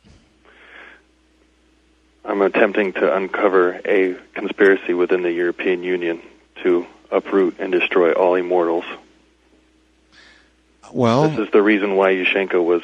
I can understand that mortals would want immortals taken off the face of the earth, I'm sure. So that was part of the reason for the poisoning. Well, it didn't work out, did it? It was to confirm the fact that he is immortal. All right. I do appreciate your call. Thank you. So, obviously, I'm not going to record that. It can't be recorded. It didn't come during the official time, but he does say that immortals will become apparent to the world. 505 years, and from Europe. First-time caller, Noops, special line, you're on the air. Hello. Hey, Art, how you doing? Well, it's quite a night. I'm doing all right. I'm a first-time caller. I'm going to tell the story the best way I know how, and kind of just bear with me a little bit if you can. I'm bearing. I got out of truck driving school back in '95, and I was out of school for about 8 months and trained with a driver, and then I got used to take a lot of runs to Lubbock, Texas, and there's a highway down there called US 1. It's a real lonely road to Lubbock. Yes, sir. And, it was about 11, 12 o'clock at night, and I caught a bluish, greenish light off to the right of my trailer. And, petrified, kind of a young guy at the time, and I pulled the trailer over to see, exactly what it was. And did you have a partner with you? No. I had then trained with my partner by then. I was cleared by the company to drive solo at the time. All right. And so I stopped the trailer, pulled over. Now you got to understand, this is one of those 2-lane roads that hardly anybody travels on, but all the truckers do to get to where they got to go because they know it's the quickest route. Gotcha. So I pulled it over, got out, and it's hard to explain what happened, but I'll try as best as I can. All right. This thing, I don't know how to describe it. I can't describe it. Landed. At this point, I can't even believe I'm out of my trailer at this point because I'm petrified. Something landed. So you didn't see a shape? Well, yeah, but it's not like what you hear. It's not like what you see on TV. Right. I can't explain it, Art. I'm just trying to be as honest as I can with you about it. That's fine. No, that's fine. Believe me. You know, it's something I've never seen. It's my natural instinct to ask these kinds of questions. Oh, so no, it's cool. If I could try to explain it, I would. The best way to say it looks like a football, but not a football. All right, that's something. That's something anyway. So this is something that looks like a football, but isn't lands. I assumed it landed, stopped. At that point, I'm trying to figure out what's going on here. I can't understand what's going on here. I don't know if I'm dreaming or whatever it is. So anyway, I don't know if it was a door or something opened up, but a light hit me in my face. I couldn't see, but I know it's a light. And you know how you hear stories about they say they talk to you, but they communicate with your mind? Telepathy, yes. Telepathy. That's exactly what happened. My mouth wasn't moving, but we were having a conversation. All right. I couldn't see whatever it was. Do you remember the nature of the conversation? The best way I can explain it to you, Art, it's kind of like Christmas. You know how you get to open up one present a year that night before the first morning? Yes, sometimes, yes. That's the best way I can explain it. It was like he said he wanted to show me something, or it. I shouldn't say he because I never saw it. But it wanted to show me something, and I kind of got the feeling that whatever this was either lonely or it's real hard, Art, to explain. But it's either it was really lonely or I was special, but I'm not special. So anyway, I did exactly what it asked me to do. I came inside. When I walked in, it's kind of like you ever go to like one of those movies where I don't know exactly what they call them, but it's like it's not a 3D movie, but it's a dome movie, a dome shape like. Yes. Where you sit down in the seats and you can see the whole screen. Right. Okay. Well, it said I want to show you something, and the best way I'm trying to make this as fast as I can because I know you got a short show. It showed me exactly what's going on with the Earth, and what I'm fixing to tell you is probably going to blow your mind. But you had a talk show on your show about 3 months ago, and the gentleman was high up in, I can't remember, it was in the Air Force and the government or something. He was talking about how the Greys and the Blues were fighting between each other. Yes. The Blues had made the Greys, and the Greys became an experiment that went bad. Okay. So anyway, from what I gathered from this, I guess you want to call it video that I see in these flashes, is that these two species are, everything on Earth is a big chess game. Everything that we do, how the government's ran, what things are going on, it's the blue and grays fighting between each other. It's all, so we're like puppets on a string, is what you're saying. Yeah, and it's like the Blues are like the good people, and the Grays are like the bad people.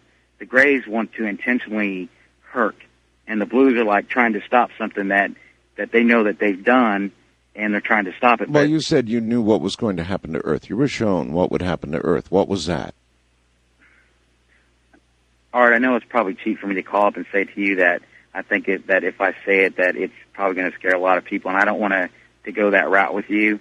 But I know it's your show, so, I mean, if you... Just tell me the truth, sir. What were you shown? Well, what I was shown is that the Grays had lost the war with the Blues, so the Grays took an asteroid and threw it into the Earth and destroyed the Earth. That's quite a show. You think that was shown to you as the intractable future? That was a tractable future, that the Grays had lost the war, and that they threw a meteor into the Earth that destroyed the Earth. Wonderful. All right. Well, in most interesting recent science fiction that I've seen, that would probably be the easiest way to destroy any world. And that is to say, simply divert something of a magnitude that would erase life right down to the smallest biological entity. It would just destroy all life. And you wouldn't have to cook up anything special, no death rays, just send something on a slightly different orbit. That's all. Wildcard line, you're on the air. Hi. Hi. I'm calling to speak with Art Bell. That would be me. How are you, sir? Quite well. And what is your... I'd like to extend a Happy New Year to you, and my name is Pat, and I'm calling from New York City. All right, I'm Pat. listening to you from WABC 77. Of course. And I'd like to share an experience. Maybe your listeners might have some sort of an answer for me. I had an encounter August 18th. Pat, you're going to have to speak up good and loud for me, okay? And, Pat? Yes? Speak up good and loud, because you're real soft. Sorry. That's all right. Just do I had an experience August 18th, 1988. I was going to get some cough medicine for my child at about 10 o'clock at night. I discovered that I didn't have any more, and he had a cold. I had gone downstairs, and I went outside, and I noticed that there was a mist. Well, for some reason or another, while observing the mist, I happened to look up, and I saw something that is, to this day, the most beautiful thing that I've ever seen in my life. This is in the middle of New York City, Pat? Yes. Okay. And so I attempted to walk across the street. Now, I live in an area where there's a 4-lane area, traffic going in 4 different directions. Mm-hmm. For whatever reason, I was so enamored by what I was looking at, I attempted to cross the street, and I felt a car go past me very quickly. At that point, I attempted to walk across, and I'm still looking at this thing, and what I see is a huge craft, but it was shaped sort of like black diamonds, because this is in the evening, and I'm looking at this thing, and I'm so enamored with it, and I attempt to turn around to say to someone, "Do you see this?" And what I noticed was there was no people on the street, no more traffic, and I was just stunned. But I was just so enamored by what I was looking at one.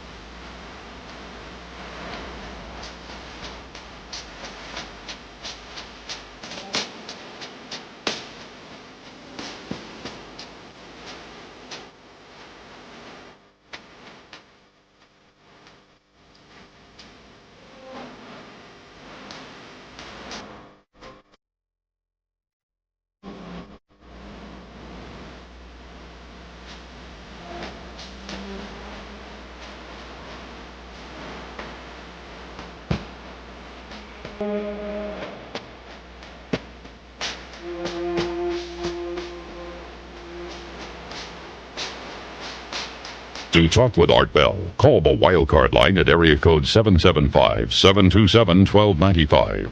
The first-time caller line is area code 775-727-1222. To talk with Art Bell from east of the Rockies, call toll-free at 800-825-5033. From west of the Rockies, call Art at 800-618-8255. International callers may reach Art Bell by calling your in-country Sprint access number, pressing option 5. And dialing toll-free 800-893-0903. From coast to coast and worldwide on the Internet, this is Coast to Coast AM with Art Bell. Oh, what a night so far. We started out with open lines and a special line for anybody who's had actual physical alien contact, and it's been absolutely overwhelming. It's been incredible. So we'll continue that line for those only, and I suppose anybody else if you can get through on other lines. Otherwise, open lines and anything you want to talk about. A surprise a minute, that's for sure.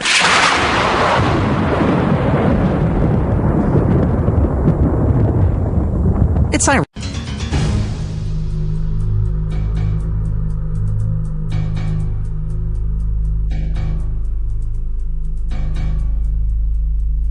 You know, we have a really cool feature on the website that allows you to send me messages on the computer, instant messages. And, you know, I watch them. And Dan in Saginaw, Michigan, this is a beauty. He says, hey, Art, if you or your listeners could help, this AM of 11:30:03, I was awakened by a deep, strong voice, which said simply, you have 910 days left. I knew this meant to live. Now, this takes me to the date of 5/27/06. I'm 33, married with 4 young boys, and worried. Anybody ever have anything like that? That's pretty weird. As is the story Pat was telling us from New York City. Pat, welcome back. Hi. Hi. Anyway, I'm going to pick it up from where we were. I remember wishing that someone else could see what I was seeing. Of course. There. And at one point, I became a little nervous because I couldn't understand why I couldn't see any people and I didn't see any cars. We're talking about a 4-lane traffic flow that just instantaneously disappeared. I remember at one point looking across the street, and there was one gentleman standing there. I ran across the street to this gentleman, and I said to him, do you see this? Do you see this? And he was very calm. He said to me, do you see it? He said, do you like what you see? And I said, it's beautiful. I said, what is it? He said, well, maybe it's your moon. And I looked at him, and I said, are you kidding me? I said, there is no moon that comes down so low that it hovers over the top of a building. I said, surely. He says, well, maybe where we come from. And I looked at him. And he reached over, and he touched my right hand, and he said to me, if it feels good to you, go with it. And I remember looking at him, and I was thinking, wait a minute, this guy is a little strange. And I noticed that his features were very, very sharp. He had, his skin was almost pale, sort of with a silvery overtone. And I said to him, guy, you've got to be kidding me. I said, you mean to tell me you think this is a moon? I said, you know, I don't know where you're coming from with this. I said, but somebody else has got to see this. I shot across the street, and I ran into a little store there because I remember I had come out to get some cough medicine for my child. Yes. And I run into the store, and I'm frantic, and I'm trying to get somebody to come outside with me just so that they could look up and see this that I'm looking at. And let me guess, they wouldn't. Actually, they were trying to contain me. I guess I was so excited. I guess I was so excited by this that they were immediately just trying to get me to calm down. Well, this is pretty unusual because most of these things, you know, occur in the deserts of Nevada and the empty wheat fields of Kansas. But, I mean, here you are in the middle of New York City, for goodness sakes.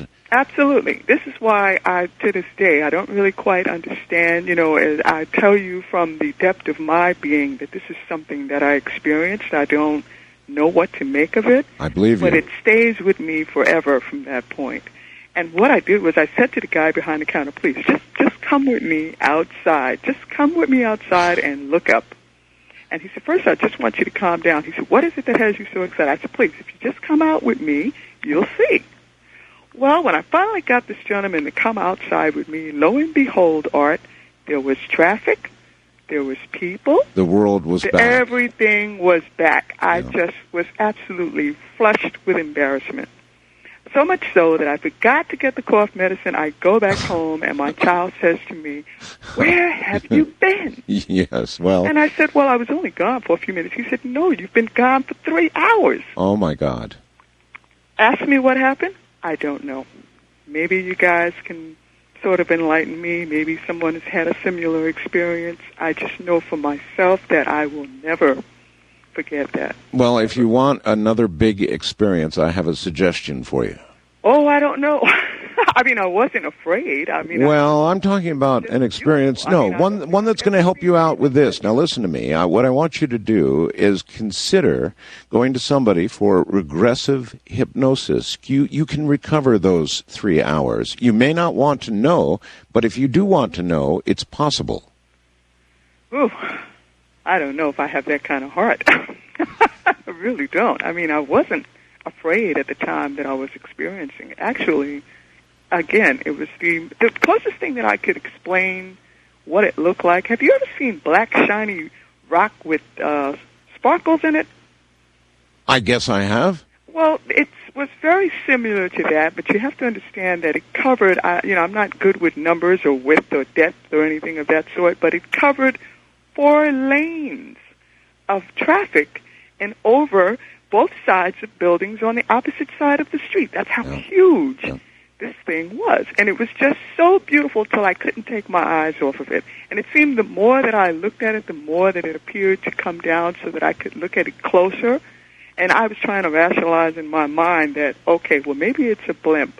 Maybe it's something from the stadium, because this is, it occurred where we have the courthouses in the Bronx. Yes.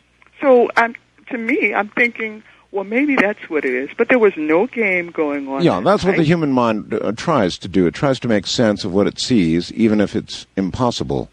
No, I sure do appreciate your call. It's right in line with what we've been getting this morning, these calls after calls after calls, from people who are obviously telling the truth. That lady was obviously telling the truth. That's all there is to it. Now, you don't frequently get stories like that, not from the middle of the Bronx in New York, no. But she sounded totally lucid to me, and I absolutely think she believes what she just told us. I believe it. So it's up to you out there of what to make of it, I guess. On our special line, you're on the air. Good morning. Hello? Good morning. Yes, good morning. Good morning. I've never been on the radio before, so... Well, there's a first for everything. What is your first name? Al. Okay, Al, where are you? Dripping Springs, Texas. Do you have a cold? No, I'm asthmatic. Oh, okay. All right, Al, in that case, just relax and tell us what you have to tell us. Okay, I've kind of been listening. This is the first time I've ever really turned to your station. My brother-in-law had told me about it. I turned in last week. Of course, we had the tsunami last week, so yes, it was a whole different subject. I was listening to this lady. She was talking about these aliens' eyes. They actually come from a very bright place. That's why their eyes are so dark. You how do you know this? Well, actually, I studied astral projection. I kind of went back into the past, traveling back through past lives, past time. In doing so, I ended up realizing that I come from another planet. I had went back throughout times in my life to the point to where I got back to where I wasn't here. I was someplace else. Actually, I believe I come from a planet called... So you're telling me... Okay, we'll get to the name. You're telling me that you figured all this out from doing regressive therapy, going back to prior lives. Well, actually, the alien experience that I had basically give you insight, right? And in doing so, you can travel back throughout. I don't know if you believe in reincarnation, but you can travel back and throughout your times that you had been here. I do believe in its possibility, yes. Yes, okay. Getting back to the... I covered it up. What was the name of the planet? Carolon. And you believe you come from this planet? Yes, they're called Carolonians. Okay. But you have a very earthly asthma. So that was in an entirely different life. So you're not actually an alien being, but you're in another lifetime, and there are many past life regressive people. I'm sure you've heard many of them on the program, right? Who have taken people back through one life, then through another life, and then suddenly, and it's rare, but these past life regressionist people report that in fact it's what that man said is true, that people end up going into something that's not recognizable to the therapist. Perhaps another life form altogether, and everything all of a sudden gets indigestible because you cannot understand nor put to words something that is so foreign and so alien. There are not words for it. West of the Rockies, you're on the air. Hello. Hello. Going once. I hear you shuffling around in there. Going twice. Are you there? Go on. Mark, how you doing? Hello. Hey, how's it going? You just barely got on the air. So what did you do? Put down the phone and walk away? Yeah, almost lost it, man. Sorry about that. Oh, man. What is your first name? Dale. Dale. All yes, right, Dale. We're out of Lebanon, Oregon. Is that all right? Yes. You bet. Hey, I got this. You're not going to believe this. All right, back in the 77, 78, when I was a kid, I worked in a gas station, and I was cleaning up one night, and I found this device. I didn't know what it was. And it looked like one of those lighting ballasts you find in lighting fixtures, you know? Yes. Yeah, okay. It's kind of shaped like like you find in the industrial lighting ballasts, like in a big factory or something.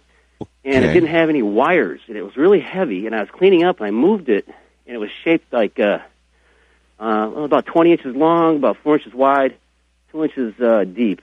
It was round. It was round, right? No, it was square like a bar of gold, you know, but it looked like a lighting ballast, you know, right, with the wires coming out of it. Right. Only no wires. Yes, no wires.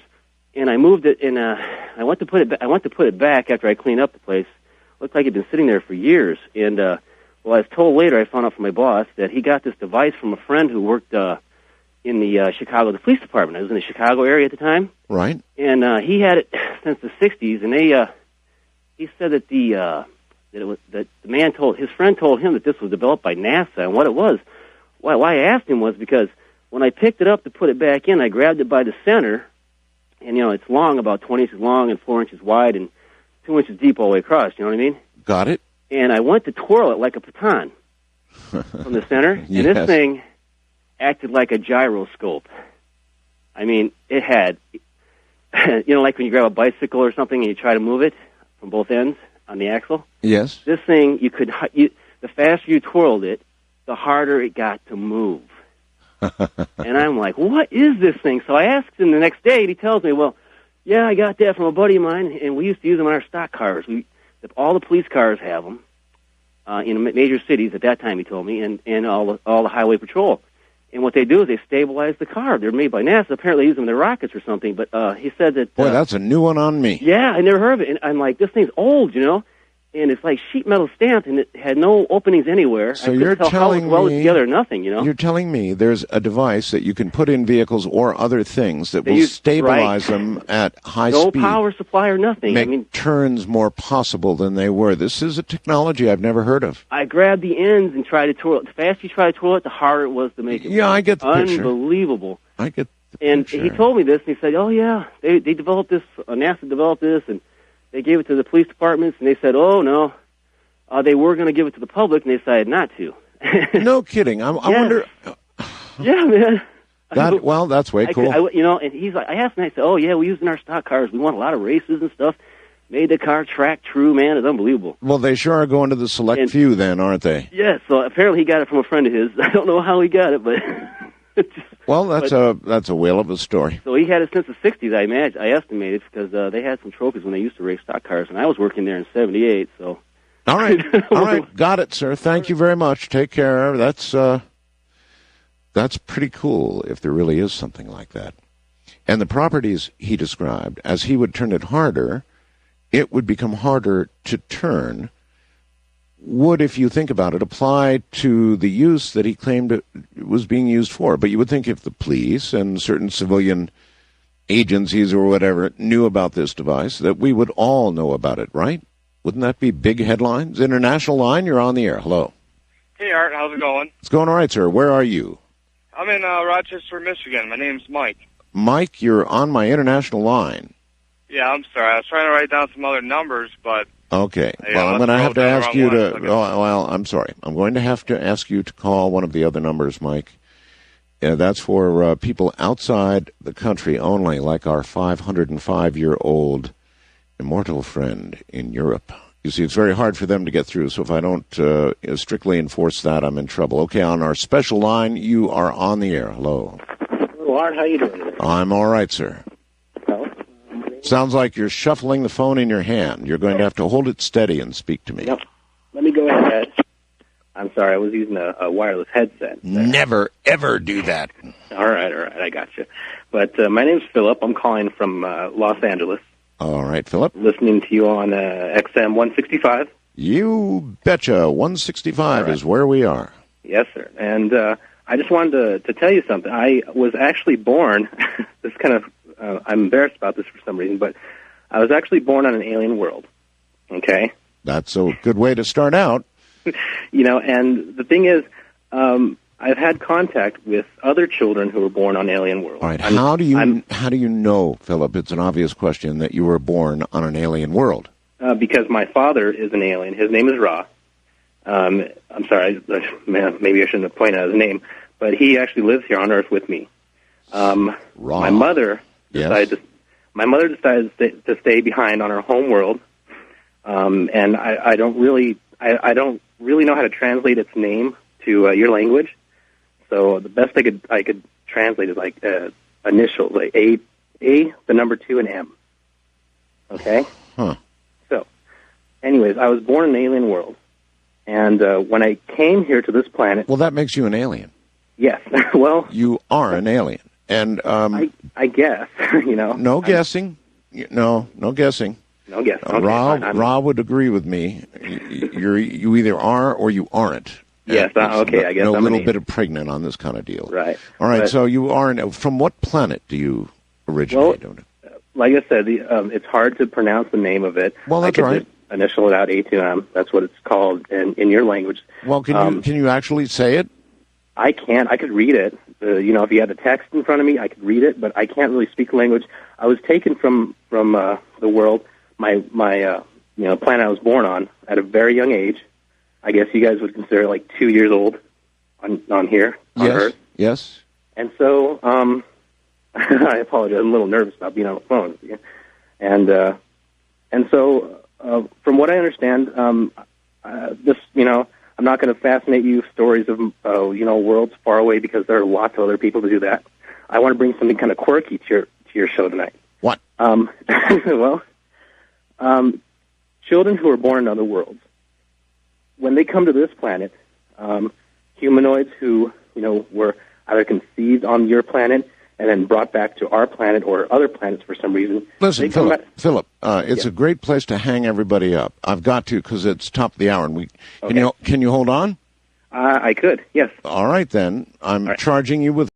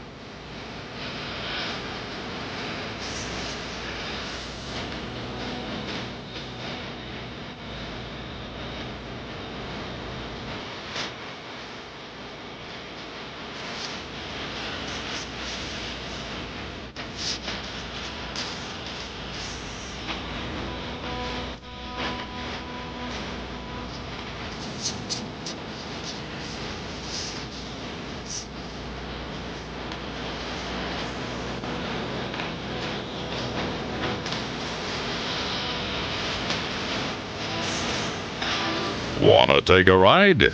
To talk with Art Bell, call the Wildcard line at area code 775-727-1295. The first-time caller line is area code 775-727-1222. To talk with Art Bell from east of the Rockies, call toll-free 800-825-5033. From west of the Rockies, call 800-618-8255. International callers may reach Art by calling your in-country Sprint access number, pressing option 5, and dialing toll-free 800-893-0903.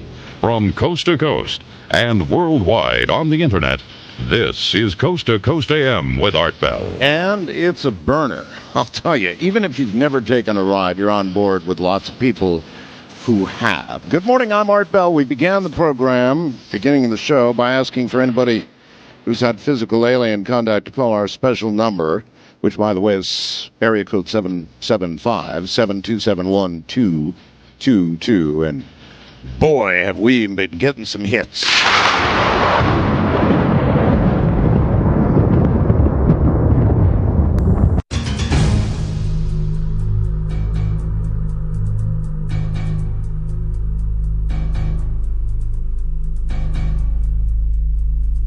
EVP, boy, that is one I have got to catch. Good morning, everybody. I'm Art Bell. This is Coast to Coast AM, and here, once again, is Philip, whose dad is Ra, who's from another planet. Yes. Yes. Anything else you'd like to add? I didn't want to cut you off there. Well, I just wanted to add, like I said, wanted to add something quirky to your show instead of telling you tales of far-off worlds and everything like everyone else is doing tonight. My thing is I've been talking to other kids who have been raised on who've been born on distant planets, who have been raised here back on Earth, and they seem to develop really weird eating habits. I've noticed that, I've done some research on this, and like. What do you mean by weird eating habits? For example, what? Not really eating habits, just weird desires. I could tell you, as a matter of fact, the whole pickles and ice cream thing, that originated from kids who were born on distant planets who came back to Earth. No kidding. It did. And my thing, when I turned 13, it'll hit you. It'll hit alien kids at any age between, I'd say about 11 to about 15. And I'm 21 now. When I was 13, I had the most unusual craving for maple bacon. It was really weird. All right, weird cravings and pickles and ice cream. I thought that was reserved away for pregnant women. Boy, I'll tell you. Wildcard line, you're on the air. Hello. Yeah, Art. As I said, Diane from Linwood, the lady that called from New York. Yes. I had that experience 20 years ago, and it's taken me 20 years of having more and more experiences to finally fit all together what happened to me that day. All right, well, that lady impressed me mightily. I mean, there was just, I don't know, there was something about the way she told her story. Well, you're an expert at listening to stories, so you would know. Yeah, it just came through as absolutely real, and it obviously resonated with you. So what do you mean you had this? Well, 20 years ago, on my 30th birthday, I went up the street to take my dog for a walk to this park. Right. And I was standing in the middle of the park on this baseball field, and I was just looking up at the sky when the next thing I knew, I was across the street from this park, and I knew the streets very well, across the street and up on the hill. And my back was turned, and I was looking up at the sky. Yes. And I see these three most beautiful colored things. And they were gigantic. The one on the left was a ship. It was a dark ship, and it was just glowing. But in front of it was, I guess you would call it a maritime wheel. And then on the bottom, you know how I can only describe on the bottom of the ship, it was on one of those, like in the 14th century or something, on a stem-like deal. Like an old sailing ship. Yes, that's what it was. But in the sky. And then in the middle... I looked at the middle one, and I thought him to be a king, and he was wearing but a small crown, a small ring, and then at each point was these jewels, and he was looking down at what he was holding, and it was a globe. This sounds like a cartoon almost. Oh, many of these things do. And then the third thing was about, as I remember, was about 5 rows of what I thought to look exactly like fractions that I learned in junior high. Fractions in a row, all going down. Now, I said to myself, I heard myself say, does anybody else see this? And 2, nobody else was around. No cars, nothing. And then I thought, oh, this is just normal. We see this every day. And then I was back in the park. We had an out-of-body experience. Well, what you think so? That other lady said that, when she got back, the world, the streets, the cars, the buzz of New York City, it was all back. But during that time, it was all gone. Same thing, I'll never forget what I saw. And you're not suffering, from some delusion, or it wasn't a dream? No. And when I was back in the park, I just walked quietly home, not shaken, but just something that had happened to me. And then in the 20 years of having out-of-body experiences, I realized the mystery of what happened that day. Got you. All right. Thank you very much. So she's saying what happened to the both of them was an out-of-body experience, and I suppose it could be viewed in the way they viewed it, right? As though they were taken elsewhere. Well, I guess in a sense, yes, they were out of their bodies to an entirely different, what? Time? Realm? Dimension? I don't know. And then back. East of the Rockies, you're on the air. Hi. Hi.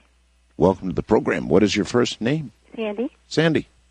Good to have you. Where are you, Sandy? I'm in Austin, Texas. Austin. Okay. How are you? Quite well. Listening to all kinds of really interesting stories this morning. Do you have one, too? Yes. Do you have one, too? Yes, sir.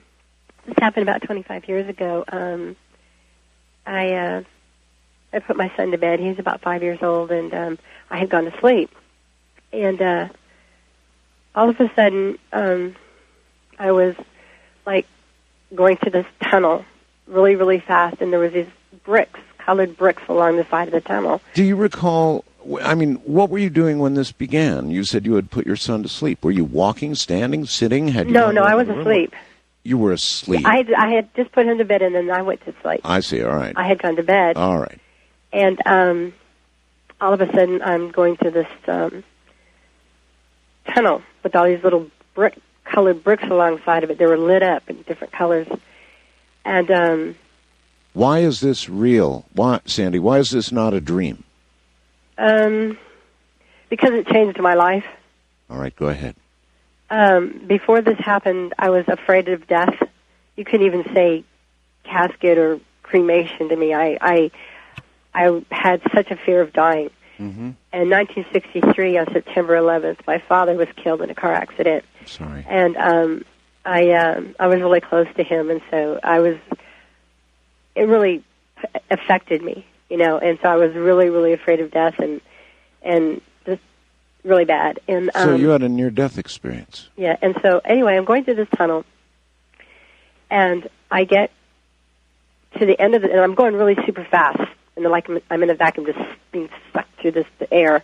And when I get to the end of the tunnel, I just hover, and I'm totally coherent, and there's this big, huge, pale blue, misty circle to the right of me, and I'm there, and I'm thinking, like, what the heck's going on, And I could feel the mist on my body, but then when I looked down, I couldn't see my body. I had no body, but I was thinking, coherent, totally, And then all of a sudden, I was beckoned into this light, this mist. And as I walked into the mist, it started to open up. There was like an opening came up, like the wind was blowing the mist apart, and then there was this. It was all open, like I was in a room. Yes. And on the other side of the room, my father walked out of the cloud into the middle of the room. And I ran to him, and I jumped in his arms, and I was, really happy to see him. And I was crying and everything, and I was like, just totally, the feeling I had was indescribable. It was peaceful, loving, just joy, And anyway, I was talking to him, and I was just like, Daddy, Daddy, Daddy, And all of a sudden, all these other people started coming out of the cloud. And they were relatives and friends that had died. And I was like, oh, this is just so wonderful. This is so beautiful, It never occurred to you that you might be dead yourself? Well, no, not at the time, because I didn't know a whole lot about near-death experiences at the time. This was like 25 years ago. And I know, but just the association of meeting your father who had died and all the other people who had died, at that point you've got to start to say to yourself, if you're really sitting there or standing there thinking rationally, hey, these are all dead people. Yeah. Oh, yeah, yes, I did. I did realize that they were dead, yeah. But it was the feeling was so beautiful that it was like, it's just really weird. It's just, and so anyway, my son, who I was real close to, you couldn't pry me away from him. Nothing could have taken me away from him. And the strangest thing was, while I was there, I said to myself, I said I wanted to stay. I didn't want to go back. I wanted to stay with my father. And I said, Jamie will be okay. Jamie will be all right. He'll be well taken care of. And then this voice from behind me said, you have to go back now. And I said, no, I can't. I don't want to go back. And I said, Jamie will be taken care of. Jamie will be taken care of. And all of a sudden, it was like this giant hand reached and grabbed me from the back and just yanked me out. And now I'm going backwards, back down the tunnel. And I look over my left shoulder, and I see myself laying in bed. And then all of a sudden, there was this big slam and a pop, and I woke up. And when I woke up, I was soaked, literally soaked from perspiration. Mm-hmm. And I was like, wow, what the heck's going on, And so I hadn't seen my brother for a couple of months, and at one point in time in my life, I was seriously contemplating suicide. And I was really, even though I was scared to death, I was having a bunch of hard times. So anyway, I talked to my doctor, and he didn't know anything about it. And I talked to a couple of people that were paramedics, and they said that it sounds to them that I was clinically dead. Okay, and then I told them about what happened. And then one day I was watching TV, this was years later, and this little girl had drowned, and she was talking about going through the tunnel with the colored bricks. And I just lost it, I was like, oh my God. But the point is that after this happened, was there anything you had done that night to have brought this on? No, I was perfectly healthy. I was perfectly healthy. I have no idea why I died or how I died, but well, that's it. I'll tell you, it's a fascinating story, and I thank you for calling. And it's a classic near-death experience, that's for sure. But I don't know. If Matthew Alber were here, you know what he'd say, right? He'd say that the human's greatest fear is the fear of mortality, the fear of death, that we don't know what's on the other side. And that any experience like the one the young lady described would be the brain's natural way of protecting itself, or even in her case, dealing with her father's death. So I think you have to take that story, fascinating as it was, and put it in a gray box and say, I don't know. There's some people in ufology that do that. I like that analogy. You kind of take it in the gray box and go, on the one hand, it sounded like a really classic NDE story, didn't it? But on the other side of the coin, you can see how her brain would have been stressed to produce exactly what she just told us about. And I don't doubt for a second that she experienced it. I'm just trying to put together what she experienced. International Line, you're on the air. Hi. Well, hello there. How are you? Quite well, sir. Where are you? I am calling from Water Valley, Alberta, Canada. And your first name? It's Al. Hi, Al. Hi, how are you? All right. Good. I'm not really going to tell you any stories or anything. I'm just curious on the curiosity basis here. Would you, on that hole in Siberia where they heard the hell hole or whatever you want to call it, Yes. would you happen to know if they're going to be sending maybe a fiber optic camera or something down there, just for curiosity's sake, just actually see if anything is going to be happening down the future? Or would you know? Oh, sir, I don't know. I don't think so. I really think that. I think that the scientists that were there ran like hell, that they probably capped off that hole. Probably. And frankly, after hearing it, and you know what it sounds like, I'm sure.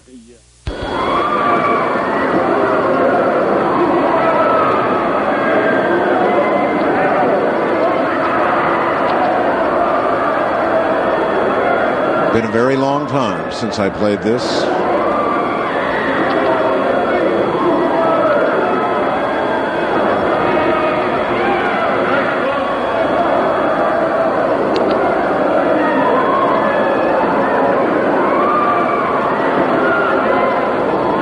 I don't know, sir. Would you volunteer to go down, take a look at that? Well, I wouldn't. If it was through a camera, I probably would. Really? But what I'm kind of, is this? Does it pertain to this deep or the hollow Earth theory, or? I don't know. You could find out for us. I'm not going to find out nothing, sir. If someone else finds out, kudos to them. All right, thanks. Just keep thinking about it. Take care.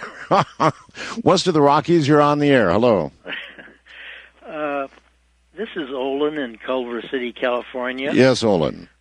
This mad cow disease in Canada yes. might be caused by chemtrails, which are spraying aluminum and barium on farmland for weather modification. Well, a lot of things might be, but why do you think that might be? Well, you interviewed William Thomas in Canada. Well, yeah, we know that chemtrails exist, and to some degree we know the makeup of them. But I mean, why do you connect it to mad cow disease necessarily? 1 week before you interviewed William Thomas in Canada, George Norrie interviewed Mark Purdy in Great Britain, and that was on September 7, 2004. And Purdy said mad cow disease is caused by barium and aluminum poisoning. All right. Well, I see then how you reached that conclusion. I don't know. I don't know. But I would say this. If that was the causative agent, then you would think that mad cow would have been detected across wide swaths of America. Certainly the beef part of America where they've been noted, and I think we have not yet detected so much as one case of mad cow in the U.S. Just a wild shot in the dark there. First-time caller line, special line, you're on the air. Hello. Hello, Art. Turn your radio off, please. Okay, good. Hello, Art. Welcome to the program. Hi, my name is Ron. I'm calling from Youngstown, Ohio. Ron? Okay. I'm 32 years old now, and I just have a strange, unusual, real short story that... You're 32? Yes, sir, I'm 32. Okay. And at the time, I was about 7 years old, I think. And my parents used to send the 3 youngest of us boys out of the 5 to my aunt and uncle's up in Connecticut every summer for a summer vacation. And I'm not real sure how to explain what it was, but my aunt and uncle took us to, my 2 brothers and I took us to a local lake. They used to take us to go swimming and just picnicking at. And my 2 brothers and I were out in the water. I didn't quite know how to swim yet. And the water was about chest high to me. And my 2 brothers were out a little bit deeper, and they were calling me, come on, Ron, come on. And just being brothers, I know how they are, and I was afraid to go out because I'm thinking they're going to dunk me and grab me and hold me under and all that. and I kept saying, no, it's too far out. And they said, no, look how, it was up to their waist. They were taller than I was, but what it was is they were on a rock, and they were just trying to get me to come out there, and they were going to mess with me. And right on the other side of this rock was a really deep drop off, and my 2 brothers, kept egging me on, come on, and I didn't want to go because I knew they were going to do something. Well, my aunt and uncle ended up calling us in for that, have a picnic, have a sandwich, and so my 2 brothers started going in, and as they started going in, after they got past me, I started going out deeper because I wanted to really see if it was still shallow. Hold that.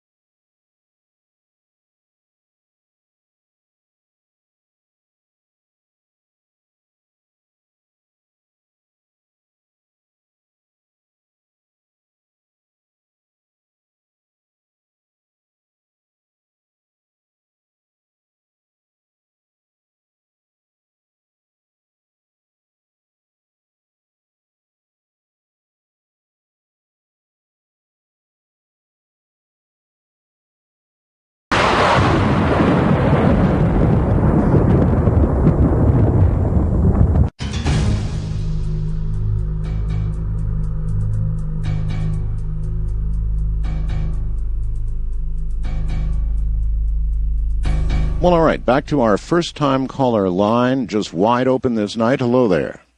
Hey, Art. Okay, well, as we were saying, as my two brothers, as they were heading back into shore. You were getting deeper. Yeah, well, it wasn't that deep, really. And what it was is there was a drop-off. There was a real deep drop-off, and my brothers were doing it to scare me. Mm-hmm. And they just wanted, just as brothers do. But as my aunt and uncle were calling us back into shore for lunch, they started heading in, and I started going out a little bit deeper, just seeing if they were telling me the truth, that it still wasn't that deep. And? Well, Art, as soon as I stepped on this rock, and I took one more step, I dropped like a rock. And it was over my head, but I was just, I think, like I said, 6 or 7, so I wasn't that tall. And the water wasn't really that deep, but it was deeper than I was tall. And all I can remember, and I can actually remember it like it was yesterday. And this is the honest to God's truth. And I haven't told many people about this, some family, but not very many people. But I remember just going straight down into that water and looking up with my eyes open and just seeing the sun through the water, and then seeing a figure, a silhouette of somebody coming through, through the sun, through the sunlight, just reaching through the water and grabbing me by the wrist and pulling me out of the water and setting me back up on top of this rock. And it was a girl. It was a young girl. When I got out of the water, it was a young girl. And I wasn't scared. I wasn't panicking. But as soon as she set me back on top of that rock, I looked at her and I started going to shore. And I got about 5-10 feet, and I turned around and looked, and there was nobody there. I mean, there was not one person around. There was no Guardian girl. angel? I don't know. I do not know. Sounds like it. Sounds like you were on your way toward drowning. Yeah, absolutely. I could not swim, and it was a young girl, 12, 13 years old, but she wasn't. She was there, but she wasn't there. I mean, it was definitely something that is just strange and unexplainable. It's strange and unexplainable. Did you tell people on shore about it? I didn't. I went back I understand. to shore. I understand. Yeah, but it wasn't like I was, I don't know. I wasn't trying to hide it. I just was calm about it, and it was just really strange to me. And for years and years, I didn't say anything, and I finally told a couple of my brothers, told them about it. And I told my mom, and just, but it's not something that I go and talk about all the time. But it was just something that I am absolutely 100% honest to God know happened to me. These things do happen. It's good enough for me. And it's just, it happens. So people should believe that these things do happen out there. Because they do. Thank you very much for the call. You see, these are pretty well-grounded people. Simply, I guess, willing to tell their stories because other people are telling their stories. It's quite remarkable how that promulgates, the way it spreads. When people hear others telling stories that they normally just wouldn't tell, it opens them up. It has a way of just really opening them up. The similarity of the experiences does that. Wildcard Line, you're on the air. Hello. How you doing, Art Bell? Quite well. Where are you? Calling from the Bay Area, California. Okay, and your first name? My name's Jesse. Jesse, okay. I have a couple things. I was with a contracting company. I do telecommunication. I do infrastructure cabling. And we had a bunch of contracts at Loral Space Systems, Lockheed, and Lawrence Livermore Labs and Sandia Labs.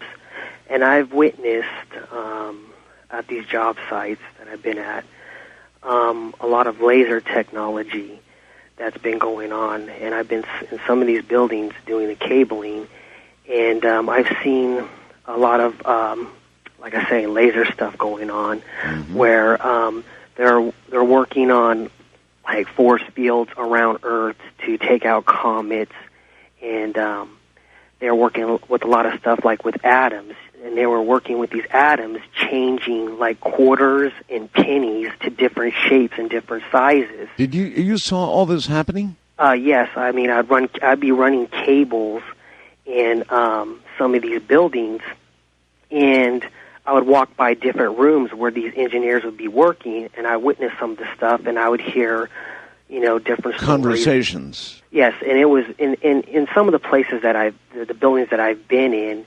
Are highly secured. I had to go through extensive background checks, and I just witnessed a lot of that stuff with moving atoms, moving shapes of the quarters, pennies, stuff like that. And while I was working there, there was a big conspiracy where a top security official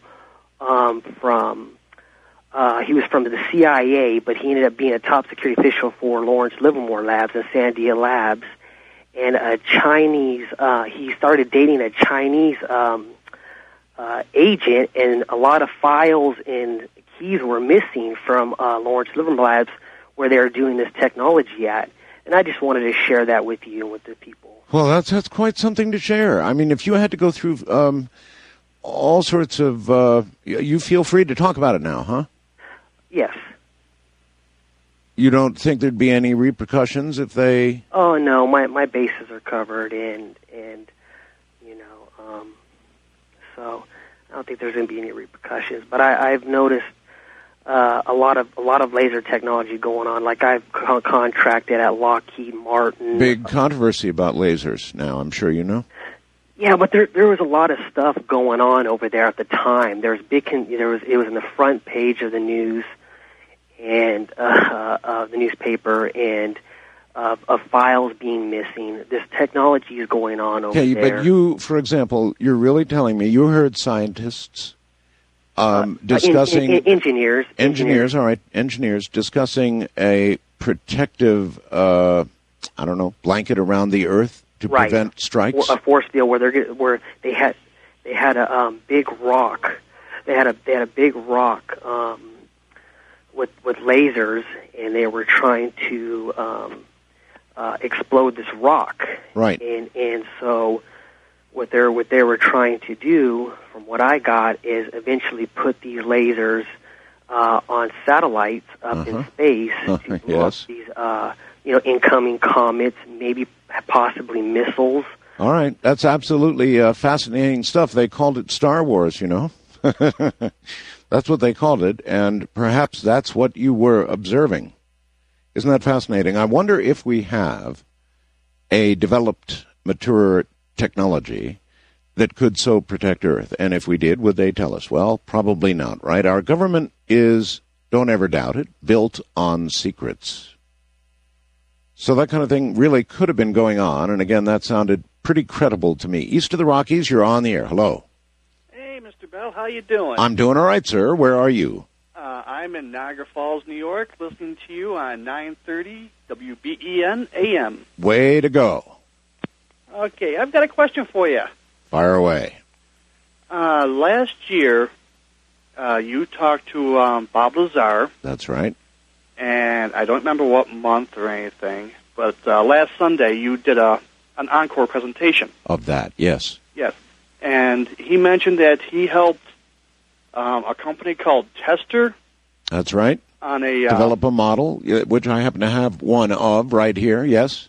Yes, and I was wondering, is there any way that I can get one? You know, there's a pretty interesting question. I don't know if they're still available or not. I would imagine, I don't know, I'm really not sure. I don't know the answer to that question. But go to Amazon or something and put in Tester Saucer. I don't know if they're still available. I don't think so, but I don't want to say for sure because I don't know. Oh, I'm sure you'll find one. Yeah, but where would I look? I just told you, go to Amazon.com, or not Amazon, but what is it? The auction site. You know what I'm talking about. Yeah, but I don't understand that thing. Every time I go there... eBay. Thank you. eBay? Yeah, go to eBay. There's put in another Tester Saucer, and I bet you'll find one. Tester Saucer. Sure. Okay. Good luck. I love your show, and I wish you were on every night. All right, well, that's very kind. Thank you very much, but I did that for many a year. Oh, many a year. In fact, many of you wouldn't know, but going back into the 80s, I used to do this program 5 hours a night, actually sometimes 6 hours a night, 6 days a week. Can you imagine? West of the Rockies, you're on the air. Hello. Hello. Sound like you're in Switzerland or something. Hold on 1 second. Get to the phone. Hurry. Hello. Yes, hello.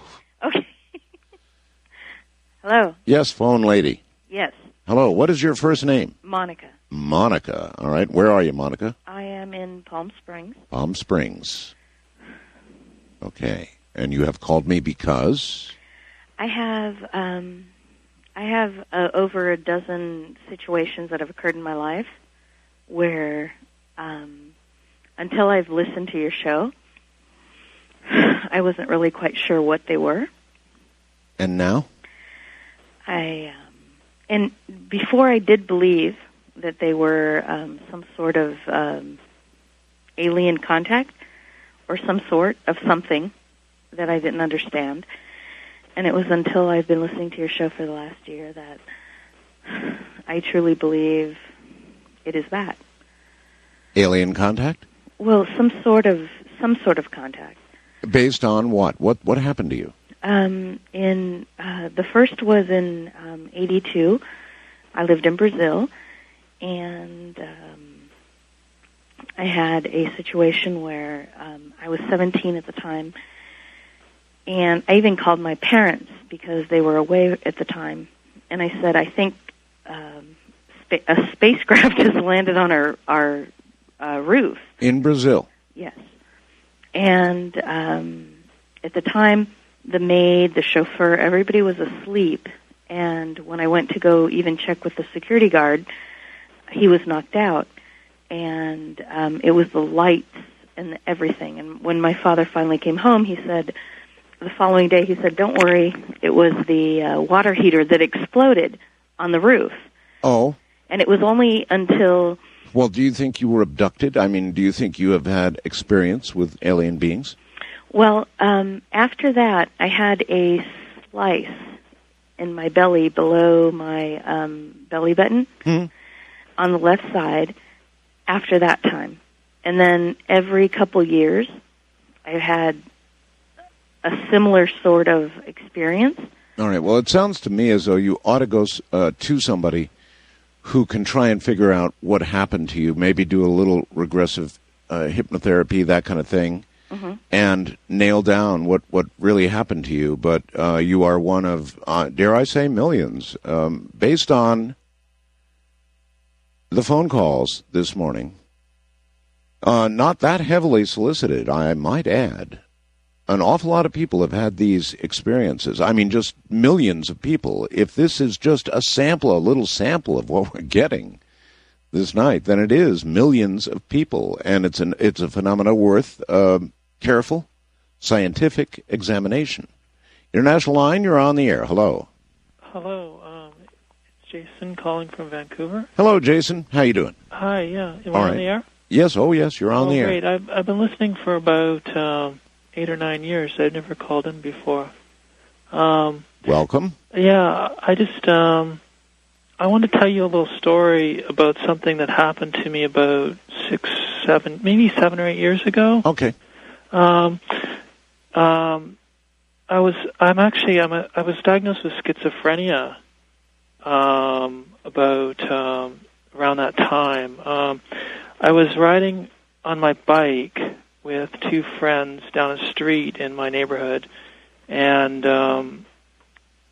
I had a vision that I was on a horse, and I had a torch, and I had gone back in time. Well, let me interrupt here for a second and ask you if it's around the time that you were diagnosed with schizophrenia, then... Well, I got diagnosed shortly after that, actually. So you're telling me this experience caused you to be so diagnosed. You obviously talked about it, right? Yeah, well, there was a lot of things that were starting to happen around this time, actually.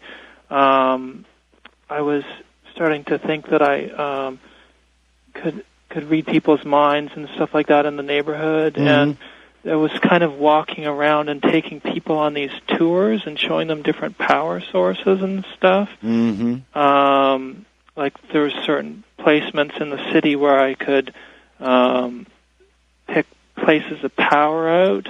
Like it was, like there was one instance, there was a restaurant, this Dairy Queen, and has a view of the mountains, and where the kind of the water, it's kind of on a peak area where you can see into the inlet, into the mountains. And I was taking people on these different tours where there was different power sources. There was just a few situations, but I guess I've never really heard anyone talk about mental health on your show. All right. Well, we're doing that now. And, there is a place for this discussion because some of these things obviously do cross the line. Now, I guess it's the job of the researchers and the scientists who damn well ought to be looking into all of this to make that decision about when it does cross the line, and some of it is not real.